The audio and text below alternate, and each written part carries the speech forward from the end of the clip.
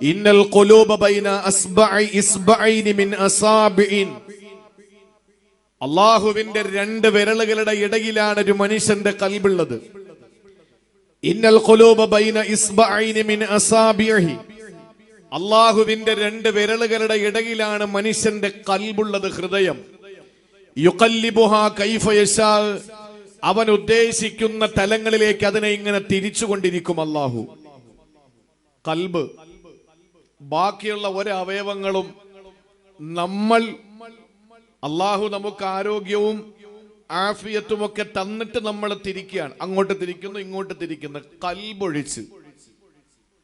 കൈ ഇപ്പോ ഉയർത്തണമെന്ന് ചിന്തിച്ചാൽ നമ്മൾ കൈ ഉയർത്തും.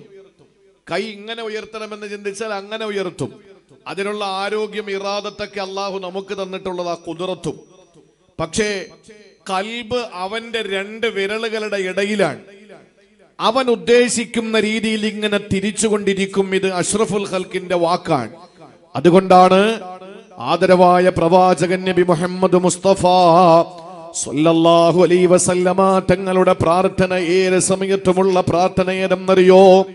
അല്ലാഹുമ്മ യാ മുഖല്ലിബൽ ഖുലൂബ് സബ്ബിത് ഖൽബി അലാ ദീനിക. പടച്ചവനെ, ഖൽബുകളെ മാറ്റിമറിക്കുന്ന അല്ലാഹ്, എന്റെ ഹൃദയത്തെ മാറ്റിമറിക്കുന്നത്, ഹൃദയത്തിന്റെ ഗതിവിഗതികളെ നിയന്ത്രിക്കുന്നത്, എന്റെ ഖൽബിന്റെ എല്ലാ ചലനങ്ങളുടെയും കടിഞ്ഞാന് പിടിച്ചിരിക്കുന്ന പടച്ച റബ്ബേ, എന്റെ ഖൽബിനെ സൃഷ്ടിക്കുക മാത്രമല്ല, എന്റെ ഖൽബിനെ സംരക്ഷിക്കുക മാത്രമല്ല, എന്റെ ഖൽബിനെ അവസാനം സംഹരിക്കുക മാത്രമല്ല, ആ ഖൽബ് എങ്ങനെയാണോ തിരിയേണ്ടത്, എവിടേക്കാണോ തിരിയേണ്ടത്, ആ കോലത്തിൽ എന്റെ ഖൽബിനെ, എന്റെ ഹൃദയത്തെ തിരിച്ചുകൊണ്ടിരിക്കുന്ന അല്ലാഹ്, സബ്ബിത് ഖൽബി അലാ ദീനിക. എന്റെ ഹൃദയത്തെ എപ്പോഴും നിന്റെ ദീനിലേക്ക് നീ തിരിച്ചുകൊണ്ടിരിക്കണേ അല്ലാഹ്. കാണുന്നത് നിന്റെ ദീനാകണം, കേൾക്കുന്നത് നിന്റെ ദീനാകണം, പറയുന്നത് നിന്റെ ദീനാകണം, നടക്കുന്നത് നിന്റെ ദീനിന്റെ കാര്യങ്ങൾക്ക് വേണ്ടിയാകണം, പിടിക്കുന്നത് ദീനിയായ കാര്യമാകണം. പടച്ചവനെ, എന്റെ ചിന്ത മുഴുവനും ദീനിന്റെ കാര്യമാകണം. അതുകൊണ്ട് എന്റെ ഖൽബിനെ നിന്റെ ദീനിലേക്ക് നീ തിരിക്കണേ എന്ന് ദുആ ചെയ്യുകയാണ്. അല്ലാഹുവിന്റെ റസൂൽ എപ്പോഴും ദുആ ചെയ്യുന്ന ഒരു ദുആയാണ്. അതുകൊണ്ട് പ്രിയപ്പെട്ട സഹോദരങ്ങളെ, സൃഷ്ടാവായ പടച്ചവന്റെ രണ്ട് വിരലുകളുടെ ഇടയിലാണ് നമ്മുടെ ഖൽബുള്ളത്. അതുകൊണ്ട് തന്നെയാണ് മറിഞ്ഞും തിരിഞ്ഞും ഇരിക്കുമെന്ന് അർത്ഥം വരുന്ന ഖൽബ് എന്നതിന് പേര് വന്നത്. ഹാർട്ടിന്, ഹൃദയത്തിന് ഖൽബ് എന്ന് പേര് വന്നത്. യുഖല്ലിബുഹാ കൈഫ യശാ. ഇന്നൽ ഖുലൂബ ബൈന ഇസ്ബഈനി മിൻ അസാബിഇഹില്ലാ. അല്ലാഹുവിന്റെ രണ്ട് വിരലുകളുടെ ഇടയിലാണ്. യുഖല്ലിബുഹാ കൈഫ യശാ. അവൻ ഉദ്ദേശിക്കുമ്പോ തിരിച്ചുകൊണ്ടും മറിച്ചുകൊണ്ടും ഇരിക്കുമ്പോ തിരിയുകയും മറിയുകയും ചെയ്യുന്ന ആ അവയവത്തിന് അല്ലാഹു പേര് കൊടുത്തത് ഖൽബെന്നാണ്. ആ ഖൽബ് ദീനിലേക്ക് തിരിക്കണമെന്നാണ് പ്രവാചകന്റെ ദുആ എപ്പോഴും ഉള്ളത്. സുഫിയാൻ ഇബ്നു അബ്ദുല്ലാഹ് എന്ന പ്രിയപ്പെട്ട സഹാബി ഒരു ദിവസം ആദരവായ പ്രവാചകന്റെ മുന്നിലേക്ക് കടന്നു വരികയാണ്. അവിടുത്തെയോട് ചോദിക്കുന്നു, യാ റസൂലല്ലാഹ്, ഖുല്ലി ഫിൽ ഇസ്ലാമി ഖൗലാ ലാ അസ്അലു അൻഹു അഹദൻ ഗൈറക യാ റസൂലല്ലാഹ്. ഇസ്ലാമിലേക്ക് കടന്നു വന്ന ഒരാൾ ചോദിക്കാൻ പറ്റുന്ന ഏറ്റവും വലിയൊരു ചോദ്യം, അല്ലാഹുവിന്റെ പ്രവാചകരെ, ഒരു മുസ്ലിമായ മനുഷ്യന് ചോദിക്കുന്ന ഏറ്റവും മനോഹരമായ ചോദ്യം ഞാൻ ചോദിക്കുകയാണ്. ആ ചോദ്യത്തിന് ഒരു ഉത്തരം അങ്ങ് തരണം റസൂലേ. അതിനൊരു ഉത്തരം അങ്ങ് തരണം ഹബീബേ. ലാ അസ്അലു അൻഹു അഹദൻ ഗൈറക. നിന്നോട് ചോദിച്ചതും അങ്ങയോട് ചോദിച്ചതുപോലെ ഇനി ഈ ചോദ്യം മറ്റൊരാളോട് ചോദിക്കേണ്ട ആവശ്യമില്ലാത്ത തലത്തിൽ നീ എനിക്ക് ഉത്തരം തരണം തമ്പുരാനെ. ഇസ്ലാമിലേക്ക് കടന്നു വന്ന ഒരാൾ, അയാൾക്ക് തന്റെ ജീവിതത്തെ ഏറ്റവും പരിപാവനമാക്കാൻ, ഏറ്റവും മനോഹരമാക്കാൻ ഗൗസുൽ ആലം മുഹയ്യിദ്ദീൻ തങ്ങളെ പോലെ ജീവിതത്തിന്റെ ഇന്നലകളിൽ പരിശുദ്ധമായ ദീനിന്റെ ആ പരിശുദ്ധമായ അകക്കാമ്പ് തൊട്ടെറിഞ്ഞ, ഉത്സാരം തൊട്ടെറിഞ്ഞ പരിശുദ്ധമായ ഖുർആനിന്റെ വരികൾക്കിലൂടെ സഞ്ചരിച്ചു പോകാനുള്ള ഭാഗ്യം ലഭിച്ച മുത്തഖീങ്ങളായ അല്ലാഹുവിന്റെ ഔലിയാക്കളെ, പരിശുദ്ധമായ ദീനിന്റെ പ്രിയപ്പെട്ട മുൻഗാമികളായ പൂർവസൂരികളായ നമ്മുടെ പ്രിയപ്പെട്ട നേതാക്കന്മാരെ കടന്നുപോയ പാത, ആ പാതയാണ് റസൂലുള്ളാഹി തങ്ങൾ പറഞ്ഞു കൊടുത്തത്. അവിടെയാണ് വർഷം തോറും ഗൗസുൽ അഅലമിനെ നമ്മൾ ഓർത്തുകൊണ്ടിരിക്കുന്നത്. എന്തിന്റെ പേരിലാ? ഗൗസുൽ അഅലം റളിയല്ലാഹു തആല അൻഹുവിനെ നമ്മൾ മറക്കാതെ ഈ ചമ്മനത്തോപ്പിലെ അഞ്ചുമുക്കിൽ വെച്ച് ഞാനും നിങ്ങളും എല്ലാ വർഷവും ഓർത്തുകൊണ്ടിരിക്കുന്നത് ലോകത്തിന്റെ വിവിധ ഭാഗങ്ങളിലെ മഹാനായ ഗൗസുൽ അഅലമിനെ മറന്നു പോകാതെ ജീവിതത്തിൽ ആണ്ടിലൊരിക്കലെങ്കിലും ഓർത്തുകൊണ്ടിരിക്കുന്നത് എന്തിന്റെ പേരിലെന്നറിയോ? അവര് ഈ പരിശുദ്ധമായ സംസ്കാരം മുറുകെ പിടിച്ചവരാ. ഇസ്ലാമിലേക്ക് കടന്നു വന്നാൽ ഏറ്റവും മനോഹരമായ ഒരു വാചകമേതാണ്? അതല്ലാന്റെ ഹബീബിനോട് മഹാനായ സുഫിയാൻ ഇബ്നു അബ്ദുള്ള എന്ന സഹാബി ചോദിക്കുമ്പോൾ ഇമാം മുസ്ലിം റിപ്പോർട്ട് ചെയ്യുകയാ, അവിടുന്ന് പ്രിയപ്പെട്ട സഹാബിയോട് പറഞ്ഞു കൊടുത്തത് എന്തെന്നറിയോ? ഖുൽ ആമന്തു ബില്ലാഹ്, നീ പറയണം ഞാൻ അല്ലാഹുവിനെ കൊണ്ട് വിശ്വസിക്കുകയാണ്, ഞാൻ എന്റെ റബ്ബിനെ കൊണ്ട് വിശ്വസിക്കുകയാണ്, പടച്ചവനെ കൊണ്ട് വിശ്വസിക്കുകയാണ്, ഞാൻ ഈമാനുള്ളവനാണ്, എന്റെ വാരിയല്ല് കൊണ്ട് മൂടപ്പെട്ട ഹൃദയത്തിന്റെ ഉള്ളറകളിൽ ഈമാനുണ്ട്, ഞാനൊരു മുഅ്മിനാണ്, സത്യവിശ്വാസിയാണ്, ഈമാനിന്റെ ഒരു ലവലേശം പോലും നഷ്ടപ്പെട്ടു പോകാതെ, ഈമാനിന്റെ ഒരു കണിക പോലും എന്റെ ജീവിതത്തിൽ നിന്ന് നഷ്ടപ്പെട്ടു പോകാതെ ഞാൻ മുറുകെ പിടിക്കുന്ന കാപ്പ് സൂക്ഷിക്കുന്ന ഒരാളാണെന്ന് നീ പറയുക മാത്രമല്ല, ശേഷം മുസ്ലിം റിപ്പോർട്ട് ചെയ്യുന്ന ഹദീസിൽ കാണാ, അവിടുന്ന് പ്രിയപ്പെട്ട സഹാബി വര്യൻ സുഫിയാൻ ഇബ്നു അബ്ദുള്ള എന്ന സഹാബിയോട് പറഞ്ഞു കൊടുക്കുകയാണ്, ആമന്തു ബില്ലാഹ്, ഞാനിതാ വിശ്വസിക്കുന്നു എന്ന് പറഞ്ഞാൽ മാത്രം പോരാ, സുമ്മസ്തഖിം, നീ പിന്നെ അടിയുറച്ച് നിൽക്കണേ മോനെ, അതിൽ നീ അടിയുറച്ച് നിൽക്കണേ, ഇസ്തിഖാമത്ത് ഉണ്ടാകണം. ആ ഒരു സംഗതിയാണ് പ്രിയപ്പെട്ടവരെ നമുക്ക് നഷ്ടപ്പെട്ടു പോയത്. അതുകൊണ്ടാണ് മഹാരഥന്മാരായ ഗൗസുൽ അഅലമിനോളം നമുക്ക് എത്താൻ കഴിയാത്തത്, മഹാനായ ശൈഖ് അഹ്മദുൽ കബീർ റിഫായിയോളം എത്താതെ പോയത്, അഹ്മദുൽ ബദവി തങ്ങളോളം നമുക്ക് എത്താതെ പോയത്, മഹാനായ അബുൽ ഹസൻ സാദുലി റഹിമഹുല്ലയോളം നമുക്ക് എത്താൻ കഴിയാതെ പോയത്. അതുകൊണ്ടാണ് അവർക്ക് ഇസ്തിഖാമത്തുണ്ട്, നമുക്കതില്ല. അതുകൊണ്ട് ജീവിതത്തിൽ നമ്മളെ പോലെ തന്നെ അവര് നിസ്കരിക്കുന്നത്, അവരെ പോലെ തന്നെ നമ്മൾ നിസ്കരിക്കുന്നത്, പക്ഷെ അവർ നമ്മളും തമ്മിലുള്ള വ്യത്യാസം എന്താ? അവർക്ക് ഇസ്തിഖാമത്തുണ്ട്, നമുക്കതില്ല. അതുകൊണ്ട് ഇന്ന് ഗൗസുൽ അഅലമിന്റെ സദസ്സിൽ വെച്ച്, ഗൗസുൽ അഅലമിന്റെ പേരിൽ സംഘടിപ്പിക്കപ്പെട്ട ഈ പരിപാടിയിൽ വെച്ച് ഗൗസുൽ അഅലമിന് വേണ്ടിയിട്ട് ഓരോരുത്തരും ഈ ജീവിതത്തിന്റെ ഇന്നലകളിൽ സംഭവിച്ചു പോയ അപരാധങ്ങളോട് പശ്ചാത്തപിച്ചു മടങ്ങി ഗൗസുൽ അഅലം പ്രതിനിധാനം ചെയ്യുന്ന വിലായത്തിന്റെ അത്യുന്നത സോപാനങ്ങളിലേക്ക് പോകാൻ ആഗ്രഹത്തോടെ ഇരിക്കുന്ന എന്റെ പ്രിയപ്പെട്ട സഹോദരങ്ങളോട് എന്ന് പറഞ്ഞാൽ നിങ്ങൾക്ക് മനസ്സിലായിട്ടുണ്ടെന്ന് ഞാൻ വിശ്വസിക്കുകയാണ്. നബിയാകാൻ ഇനി നമുക്കാർക്കും പറ്റൂല, അല്ലെങ്കിൽ തന്നെ പറ്റില്ല. നബിമാരായി അള്ളാഹു തെരഞ്ഞെടുക്കുന്നത് അവൻ ഇഷ്ടപ്പെട്ട ചില ആളുകളെ VIP-കളായി അള്ളാഹു യസ്തഫി, അള്ളാഹു മുസ്തഫമാരാക്കി മാറ്റിയ ചില ആളുകളെ തെരഞ്ഞെടുക്കാൻ. അത് നമ്മൾ വാശി പിടിച്ചാൽ നടക്കൂല. എന്നാ പിന്നെ ഒരു സഹാബി ആയാലോ? നടക്കുവോ? ഒരു സഹാബി ആകണമെന്ന മോഹം ഉണ്ടെങ്കിൽ നമ്മൾ കഅബാലയത്തിന്റെ കില്ല പിടിച്ച് ദുആരെന്നാലും അള്ളാഹു സ്വീകരിക്കുവോ? നടക്കാത്ത കാര്യം എന്തിനാ ദുആരക്കുന്നത്? ദുആ ചെയ്യുന്നതിന് കൂലി കിട്ടും. മുഹാലായത് ദുആരക്കാൻ പാടില്ല, മുഹാലായത് ദുആരക്കാൻ പാടില്ല. സഹാബിയാകാൻ നമുക്ക് ആർക്കും കഴിയില്ല. കാരണം നബി തങ്ങളുടെ കാലഘട്ടത്തിൽ ഒരു നിമിഷമെങ്കിലും നമ്മൾ മുഅ്മിനായ നിലയിൽ ഉണ്ടായിരിക്കണം. നമ്മൾ കഴിഞ്ഞില്ലല്ലോ. എന്നാ പിന്നെ ദറജ അല്പം കൂടെ താഴോട്ട് വന്നിട്ടൊരു താബി ആയാലോ? നടക്കില്ല. കാരണം സഹാബാക്കല്ല ഒരാളോടൊപ്പമെങ്കിലും ജീവിച്ചിരിക്കണം. എന്നാ പിന്നെ തബഅ താബി ആയാലോ? അത് തീരെ നടപ്പില്ല. ഇനി നമ്മുടെ മുന്നിലുള്ള ഒരേ ഒരു പദവി ഏതെന്നറിയോ? ഏതാ? ഏത് പദവിയാ? അള്ളാഹുവിന്റെ ഔലിയാക്കളിൽ പെടാൻ കഴിയും. ഈ ഇരിക്കുന്ന നിങ്ങൾക്കും വലിയാകാം, നമുക്കും വലിയാകാം. ഇത് ഉറക്കത്തി വലിക്കുന്ന കാര്യമല്ല ഈ പറയുന്നത്. ഇച്ചിരി ബുദ്ധിമുട്ടുള്ള കാര്യമാണ്, അല്പ പ്രയാസമുള്ള കാര്യമാണ്. നമുക്ക് വലിയാകാൻ പറ്റും. അതെങ്ങനെ പറ്റും? അതാണ് ഇന്നത്തെ വിഷയം. അള്ളാഹു മനസ്സിലാക്കാനും ജീവിതത്തിൽ പ്രാവർത്തികമാക്കാനും നമുക്ക് അള്ളാഹു തൗഫീക്ക് നൽകി അനുഗ്രഹിക്കുമാറാവട്ടെ.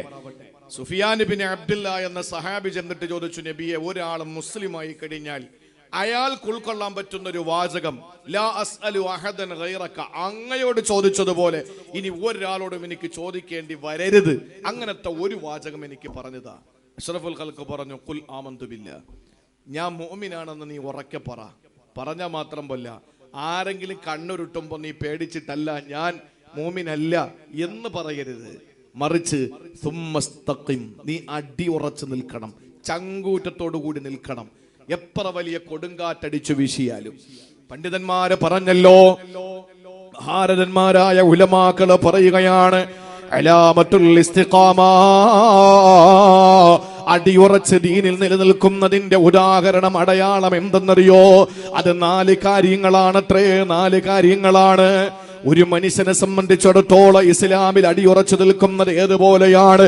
കൽജിബാലി, പർവ്വതത്തെ പോലെയാണ്, പർവ്വതങ്ങളെ പോലെയാ. ആ പർവ്വതങ്ങളെ പോലെയാണ് എന്ന് നമ്മൾ മൗലിദിലൂടെ പാടിപ്പുകഴ്ത്തുന്നത് ആരെ പറ്റിയാണ്?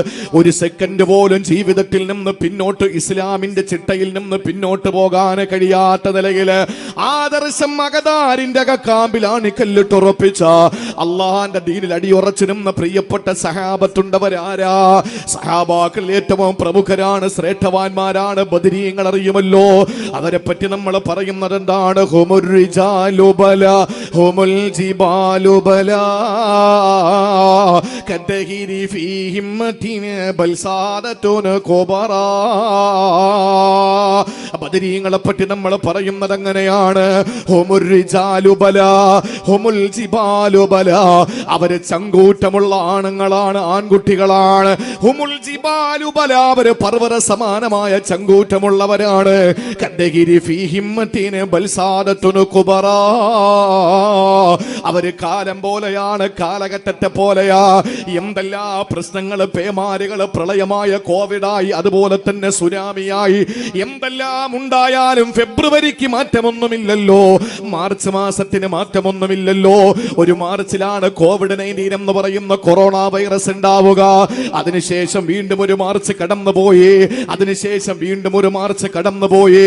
ഇതിനിടയിൽ റൗള ശരീഫ് അടച്ചിട്ടോ, പരിശുദ്ധമായ ഹറം പൂട്ടിക്കിട്ടോ, പള്ളികളായ പള്ളികൾ പൂട്ടി, മദ്രസകൾ പൂട്ടി, യതീഖാനകൾ പൂട്ടി, അറബി കോളേജുകൾ പൂട്ടി, ബനാത്തുകൾ പൂട്ടി, മദ്രസകൾ അടച്ചു, കച്ചവട സ്ഥാപനങ്ങൾ പൂട്ടി, ആളുകളുടെ ജീവിതം തന്നെ മാറി മറിഞ്ഞു, ബാങ്കുകൾ പൂട്ടിയിട്ടു. ഇതെല്ലാം സംഭവിച്ചിട്ട് മാർച്ച് 1 കഴിഞ്ഞു പോയി, 2 വന്നു, 3 വന്നു, 4 വന്നു, 5 വന്നു, ഏപ്രിൽ മാസം വന്നു, മെയ് മാസം വന്നു, ജൂൺ മാസം വന്നു, ജൂലൈ മാസം വന്നു. സഹോദരങ്ങളെ, വ്യത്യാസമൊന്നുമില്ലാതെ വീണ്ടും ഇതാ ഒക്ടോബർ മാസത്തിൽ എത്തി നിൽക്കുകയാ. ഇതിനിടയിൽ എന്തെല്ലാം മാറ്റങ്ങൾ ഉണ്ടായി, എവിടെയെല്ലാം മാറ്റങ്ങൾ ഉണ്ടായി. കാലത്തിന് മാറ്റമൊന്നുമില്ല. അതാണ് കദ്ദഹിരി ഫീ ഹിമ്മത്തിൻ, ഹിമ്മത്തിന്റെ വിഷയത്തിൽ അവരെ കാലത്തെ പോലെയാണ്. എന്തെല്ലാം കൊടുങ്കാറ്റുകൾ അടിച്ചു വീശിയാൽ, എന്തെല്ലാം പേമാരികൾ പെയ്തിറങ്ങിയാൽ, അള്ളാന്റെ പരിശുദ്ധമായ ദീനിന് വേണ്ടി പടപൊരുതിയ ബദരീങ്ങൾക്ക് മാറ്റമില്ല, അവർക്ക് മാറ്റം വരുന്നില്ല. അവര് ചങ്കൂറ്റത്തോട് പർവ്വതത്തെ പോലെ ഉറച്ചു നിൽക്കുന്നവരാ. അതുപോലെയാകണം ഇസ്തിഖാമത്തുള്ള ഒരാള്.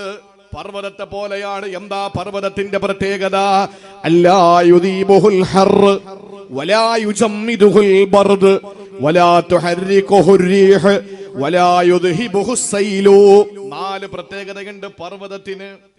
പർവ്വതങ്ങൾക്ക് 4 പ്രത്യേകതയുണ്ട്. എന്താണെന്നറിയോ? 1, ലാ യുദീബുൽ ഹർ. എത്ര കഠിനമായ താപം ആ പർവ്വതത്തിന് താങ്ങേണ്ടി വന്നാലും അതിങ്ങനെ ഉരുകി ഒലിച്ചു പോകൂല. എത്ര വലിയ താപം ഉണ്ടാകട്ടെ, എത്ര കഠിനമായ ചൂട്, നട്ടുച്ച നേരത്തെ അരുണന്റെ കിരണമേറ്റുകൊണ്ട് പർവ്വതത്തിന്റെ മുകൾ ഭാഗം താപം കൊണ്ട് ഇങ്ങനെ തുള്ളുമ്പോഴും അത് ഒരിക്കൽ പോലും ഉരുകി ഒലിച്ച് താഴോട്ട് വരുന്നില്ലല്ലോ ആ പർവ്വതം. വലായുജമ്മിദുൽ ബർദു, ശൈത്യത്തിന്റെ കഠിനമായ തണുപ്പുണ്ടാകുമ്പോ ഒരിക്കൽ പോലും ആ പർവ്വതം ഉറച്ചു പോകുന്നില്ല. ആ പർവ്വതം ഉറച്ചു പോകുന്നില്ല. 3-ാമത്തേത് വലാ തുഹർരികുഹു റീഹു. എത്ര വലിയ കൊടുങ്കാറ്റും അടിച്ചു വീശട്ടെ, പർവ്വതം അങ്ങനെ തന്നെ ഉറച്ചു നിൽക്കും. ഇത് ഉലമാക്കൾ പറഞ്ഞതാണ്. 4-ാമത്തേത് വലാ യുദ്ഹിബുഹു സൈലു. മലവെള്ളപ്പാച്ചിൽ ഉണ്ടായാൽ പോലും പർവ്വതത്തിന് കുലുക്കമില്ല, അങ്ങനെ തന്നെ നിൽക്കും. ഇതുപോലെ ആകണം നമ്മൾ.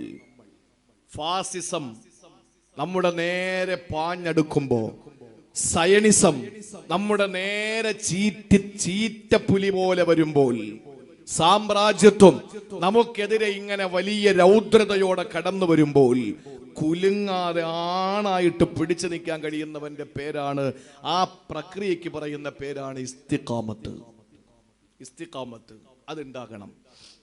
അത് എപ്പോഴോ നമ്മളിൽ നിന്ന് ചോർന്നു പോയോ അന്ന് നമ്മൾ അള്ളാഹുവിന്റെ ഔലിയാക്കളുടെ ലിസ്റ്റിൽ നിന്ന് ബഹുദൂരം പിന്നിലായി പോയി. ബഹുദൂരം പിന്നിലായി പോയി. ഞാൻ ഉറപ്പിച്ചു പറയാൻ, ഞാൻ ഇനി തീരുമാനിച്ചാൽ എനിക്കൊരു വലിയാകാം. ഞാൻ ഉറപ്പിച്ചു പറയാൻ, നിങ്ങൾ ഓരോരുത്തരും ചിന്തിച്ചാൽ നിങ്ങൾക്കൊരു വലിയാകാൻ പറ്റും. അള്ളാഹുവിന്റെ വലിയായി നിങ്ങൾക്ക് മാറാൻ കഴിയും. പക്ഷെ അതിന് ഉണ്ടാകേണ്ടത് ഇസ്തിഖാമത്താണ്. നമ്മളെ കൊണ്ട് പറ്റില്ല.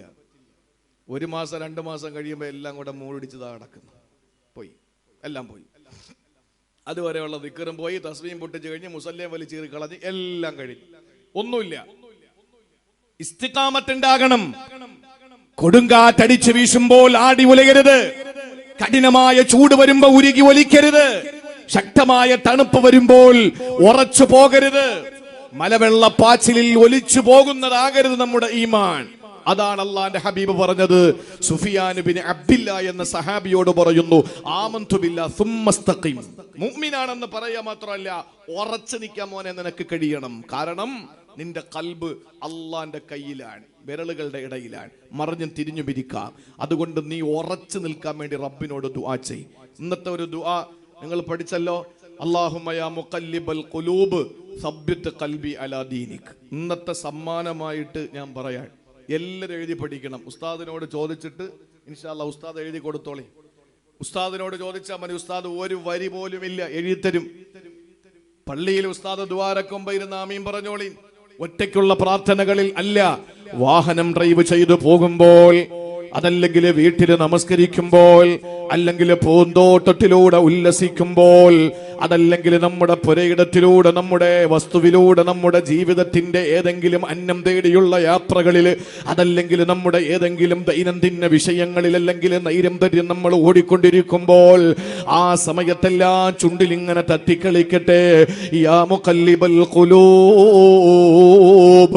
ഖൽബുകളെ മറിക്കുന്ന അല്ലാഹ്, സബ്ബിത് ഖൽബി അലാ ദീനിക, ഞാൻ എവിടെ പോയാലും എന്റെ ഖൽബിനെ നിന്റെ ദീനിലേക്ക് ചരിക്കണേ അല്ലാ.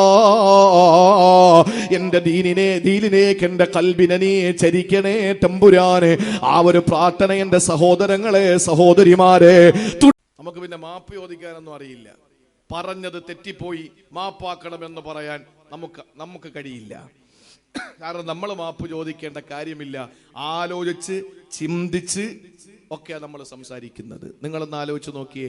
മുകളിലൂടെ ബോംബ് വർഷിപ്പിക്കപ്പെടുന്നു, മിസൈൽ വരുന്നു, ബോംബ് തകർത്ത് കെട്ടിടങ്ങൾ തകർത്തെറിഞ്ഞ് ആ കെട്ടിടങ്ങളുടെ അടിയിൽ അകപ്പെട്ടു പോകുന്ന ആയിരക്കണക്കിന് ആളുകൾ.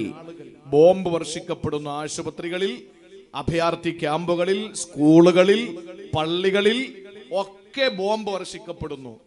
പലസ്തീൻ മക്കളായ കുരുന്നുകൾ അപ്പൊ ചെയ്യുന്ന എന്താണെന്നറിയോ? എന്താ ചെയ്യുന്നത്? പാർക്കുകളിൽ അവർ ചിത്രരചനാ മത്സരത്തിൽ പങ്കെടുത്തുകൊണ്ടിരിക്കുന്നു. അവരുടെ മുകളിലൂടെ മിസൈൽ വർഷിക്കപ്പെടുന്നു. ഒന്ന് ആലോചിച്ച് നോക്കിയേ. എന്നിട്ട് അവര് വിധേയപ്പെടുന്നുണ്ടോ? അവർക്ക് മതത്തിൽ വിശ്വസിച്ചു എന്ന ഒറ്റ കാരണത്തിന്റെ പേരിലാണ് ഈ കൊല ചെയ്യപ്പെടുന്നത് എന്ന് ബോധ്യമുണ്ടായിരിക്കവേ അവര് ഏതെങ്കിലും ഒരു സമയത്ത്, ഞാനിതാ ഇസ്ലാമിൽ നിന്ന് തൽക്കാലം അങ്ങോട്ട് മാറുന്നു, ഞാനും ഇസ്രായേലിനോടൊപ്പം അങ്ങോട്ട് ചേരുന്നു, എന്നിട്ട് ഞാൻ മുസ്ലിങ്ങളെ തള്ളി പറയുന്നു, ആ ഒരു അവസ്ഥ അവർക്ക് ഇല്ലാത്തത് എന്തുകൊണ്ടാണ്? ഇസ്തിഖാമത്ത് എന്ന് പറയുന്നത് അതിനാണ്. ഇന്ന് നമ്മുടെ സമുദായത്തിന്റെ അവസ്ഥ ഒന്ന് ആലോചിച്ച് നോക്കേ. നമ്മുടെയൊക്കെ ഇടയിൽ പാരവെപ്പും ഒറ്റുകൊടുപ്പും അല്ലേ നമ്മളൊക്കെ ചെയ്യുന്ന പരിപാടി ഏതാണ്? ഇസ്തിഖാമത്തില്ല. പിന്നെങ്ങനെ നമുക്ക് വിധിക്കപ്പെട്ട എന്താണെന്നറിയോ? ആണ്ട് വരുമ്പോ ആട് ബിരിയാണി വാങ്ങുക, ബറക്കത്തായിട്ട് പോവുക, ഭാര്യ മക്കളോടൊപ്പം ഇരുന്ന് കഴിക്കുക, സന്തോഷത്തോടെ പറയുക ഇപ്രാവശ്യത്തെ ജീലാനി ദിനം കെങ്കേമമായിരുന്നു എന്ന് പറയുക. ഇതാ നമ്മക്കൊണ്ട് കഴിയുക. ഞാൻ കുറ്റപ്പെടുത്തുകയല്ല, വിമർശിക്കുകയാണ്. ആരെ? ഞാൻ അടക്കമുള്ള ഇന്നിന്റെ സമുദായത്തെ വിമർശിക്കുകയാണ്. എന്തുകൊണ്ട് നമുക്ക് അവരെ പോലെ ആയിക്കൂടാ? റസൂലുള്ളാഹിനെ പോലെ ആകണമെന്നല്ല. എന്തുകൊണ്ട് ഔലിയാക്കളുടെ പട്ടികയിൽ നമുക്ക് സ്ഥാനം കിട്ടിക്കൂടാ? പ്രവാചകനോ സഹാബിയോ താബിയോ തബഅ താബിയോ ആകാൻ നമുക്ക് കഴിയില്ല. പക്ഷെ എന്തുകൊണ്ട് വലിയാകാൻ നമുക്ക് പറ്റുന്നില്ല? വലിയാകാനുള്ള ഏറ്റവും പ്രധാനപ്പെട്ട ക്വാളിഫിക്കേഷൻ അത് ഇസ്തിഖാമത്ത് തന്നെയാണ്. ആ ഇസ്തിഖാമത്ത് നമുക്ക് ഉണ്ടാകണം. മുറുകെ പിടിക്കണം. നമ്മൾ പലതും കാണുമ്പോഴും നമ്മളൊക്കെ അതിൽ മഞ്ഞളിച്ച്, അതിൽ നമ്മൾ ആകൃഷ്ടരായി, അതിലേക്ക് നമ്മൾ അങ്ങ് ലയിച്ചു പോവുകയാണ് നമ്മൾ ചെയ്യുന്നത്. നമ്മുടെ ജീവിതത്തിൽ എക്കാലവും നമുക്ക് സംഭവിക്കുന്ന പ്രശ്നം അത് തന്നെയാണ്, ഇസ്തിഖാമത്തിന്റെ കുറവ്. അല്ല പറഞ്ഞു ഫസ്തഖീമ, നിങ്ങൾ രണ്ടുപേരും ഇസ്തിഖാമത്തോടെ നിൽക്കണം. നിങ്ങൾ ചെല്ലുമ്പോൾ പലതും കാണും. മൂസാ നബിയോട് ഹാറൂൻ നബിയോടും പറയാ, കൊട്ടാരത്തിലേക്കല്ലേ പോകുന്നത്, അതുകൊണ്ട് നിങ്ങൾക്ക് പലതും നഷ്ടപ്പെടാൻ സാധ്യതയുണ്ട്. അബൂദർദാ റളിയല്ലാഹു അൻഹുവിന്റെ പ്രിയപ്പെട്ട പൊന്നുമോള് ദർദായിനെ കല്യാണം കഴിക്കാൻ വേണ്ടി ആലോചനയുമായിട്ട് വരുന്ന ആളിനെ നിങ്ങൾക്കറിയോ? മുആവിയയുടെ മകൻ യസീദിന് വേണ്ടിയിട്ട് മുആവിയ ആലോചിക്കുകയാണ്, എന്റെ മകൻ യസീദിന് നിങ്ങളുടെ മകളെ കല്യാണം കഴിക്കണമെന്ന് ആഗ്രഹമുണ്ട്, എന്താ നിങ്ങളുടെ അഭിപ്രായം? രാജകുടുംബത്തിൽ നിന്നൊരു കല്യാണാലോചന വരിക. അബൂദർദാ തങ്ങൾ പറഞ്ഞു, എനിക്ക് തീരെ താല്പര്യമില്ല. എന്തുകൊണ്ട് താല്പര്യമില്ല? നിങ്ങളുടെ മകൾക്ക് എന്തെങ്കിലും കുറവുണ്ടോ? എന്റെ മകൻ കല്യാണം കഴിച്ചു കൊണ്ടുവന്നാൽ നിങ്ങളുടെ മകൾക്ക് എന്തെങ്കിലും കുറവുണ്ടോ? ഭക്ഷണം ഉണ്ടാക്കണ്ട, അവിടെ തോഴിമാരുണ്ട്. തുണി അലക്കണ്ട, തോഴിമാരുണ്ട്. ഏത് വാപ്പായ വീണു പോകാത്തത്? എന്റെ മകൾക്ക് ഇതിനപ്പുറം എന്ത് ജീവിതമായി ഇനി കിട്ടേണ്ടത്?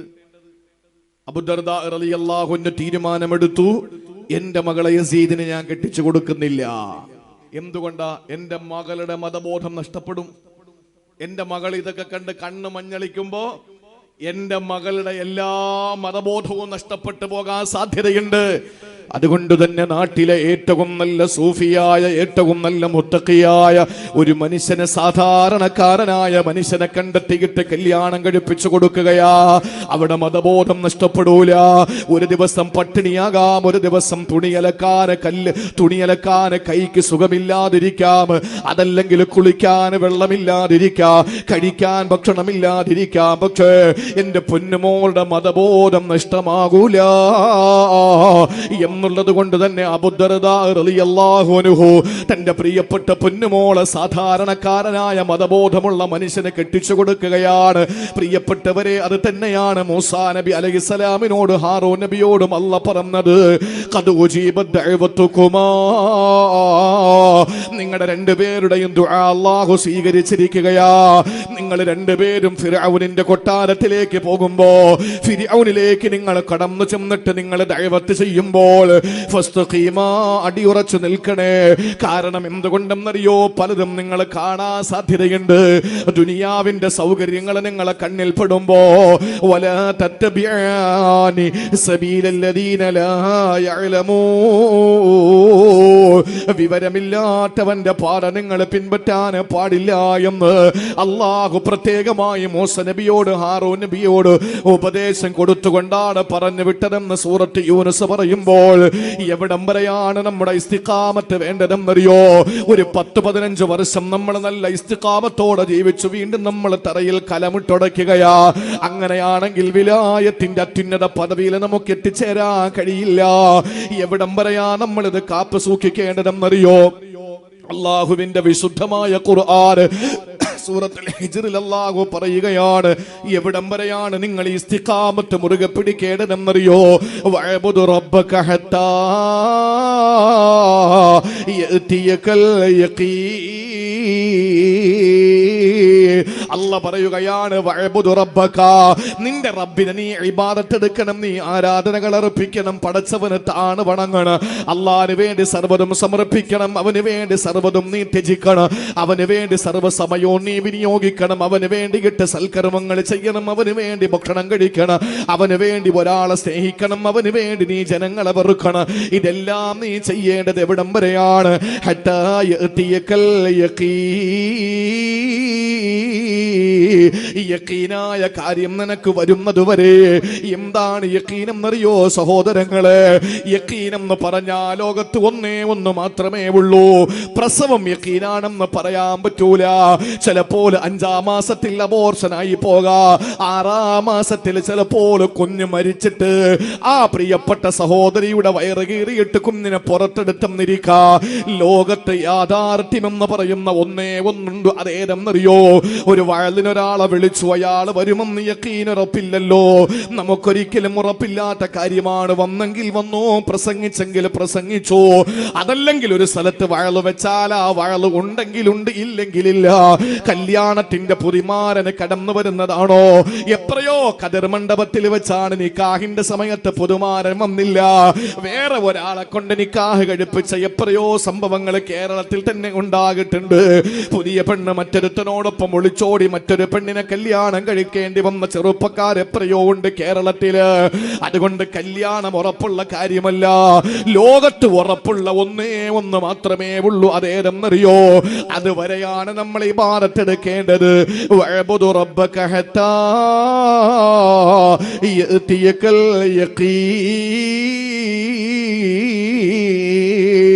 യഖീൻ നിങ്ങൾക്ക് വരുന്നത് വരെ നിങ്ങൾ ഇബാദത്തെടുക്കണമെന്ന് പറഞ്ഞാൽ, സഹോദരങ്ങളെ, യഖീൻ എന്ന് പറഞ്ഞാൽ മരണം തന്നെയാണ്. മരണം എന്നത് ഉറപ്പുള്ള കാര്യമല്ലേ? ഖാബിലുൽ അർവാഹ് മലക്ക് അസ്റായീൽ അലൈഹിസ്സലാം നമ്മുടെ ജീവിതത്തിലേക്ക് കടന്നു വരികയാണ്. സന്തോഷത്തിന്റെ നിമിഷത്തിലാകാ, ദുഃഖത്തിന്റെ നിമിഷങ്ങളിലാകാ, കുടുംബാദികളോടൊപ്പം ഭക്ഷണം കഴിക്കുമ്പോഴാകാ, കല്യാണം കഴിഞ്ഞ് മണിയറയിലേക്ക് പോകുന്ന സമയമാകാ, അതല്ലെങ്കിൽ കളിച്ചുകൊണ്ടിരിക്കുന്ന സമയമാകാ, അല്ലെങ്കിൽ പഠിച്ചുകൊണ്ടിരിക്കുന്ന സമയമാകാ, ഒന്നുമല്ലെങ്കിൽ കിടന്ന് ഉറങ്ങുന്ന സമയമാകാ. പ്രിയപ്പെട്ട സഹോദരങ്ങളെ, അസ്റായീൽ കടന്നു വന്ന് റൂഹ് അങ്ങേറ്റെടുത്ത് പോയി കഴിഞ്ഞാൽ ആ വരുന്ന സമയം ഏതെന്ന് നിശ്ചയിക്കപ്പെടാൻ കഴിയാത്തതുപോലെ ഒരു മനുഷ്യൻ ഇസ്തിഖാമത്ത് എവിടം വരെയാണ്? ഒരു 10 കൊല്ലത്തേക്കല്ല, പിന്നെയോ അവന്റെ മരണം എപ്പോഴാണോ കടന്നു വരുന്നത് ആ സമയം വരെ അവൻ അടിയുറച്ച് നിൽക്കണമെന്ന് അള്ളാന്റെ പരിശുദ്ധ ഖുർആൻ. ഈ ആയത്ത് അല്ലാഹു പറയുന്നതിന് മുമ്പ് അല്ലാഹു പറഞ്ഞ കുറച്ച് കാര്യങ്ങളുണ്ട്.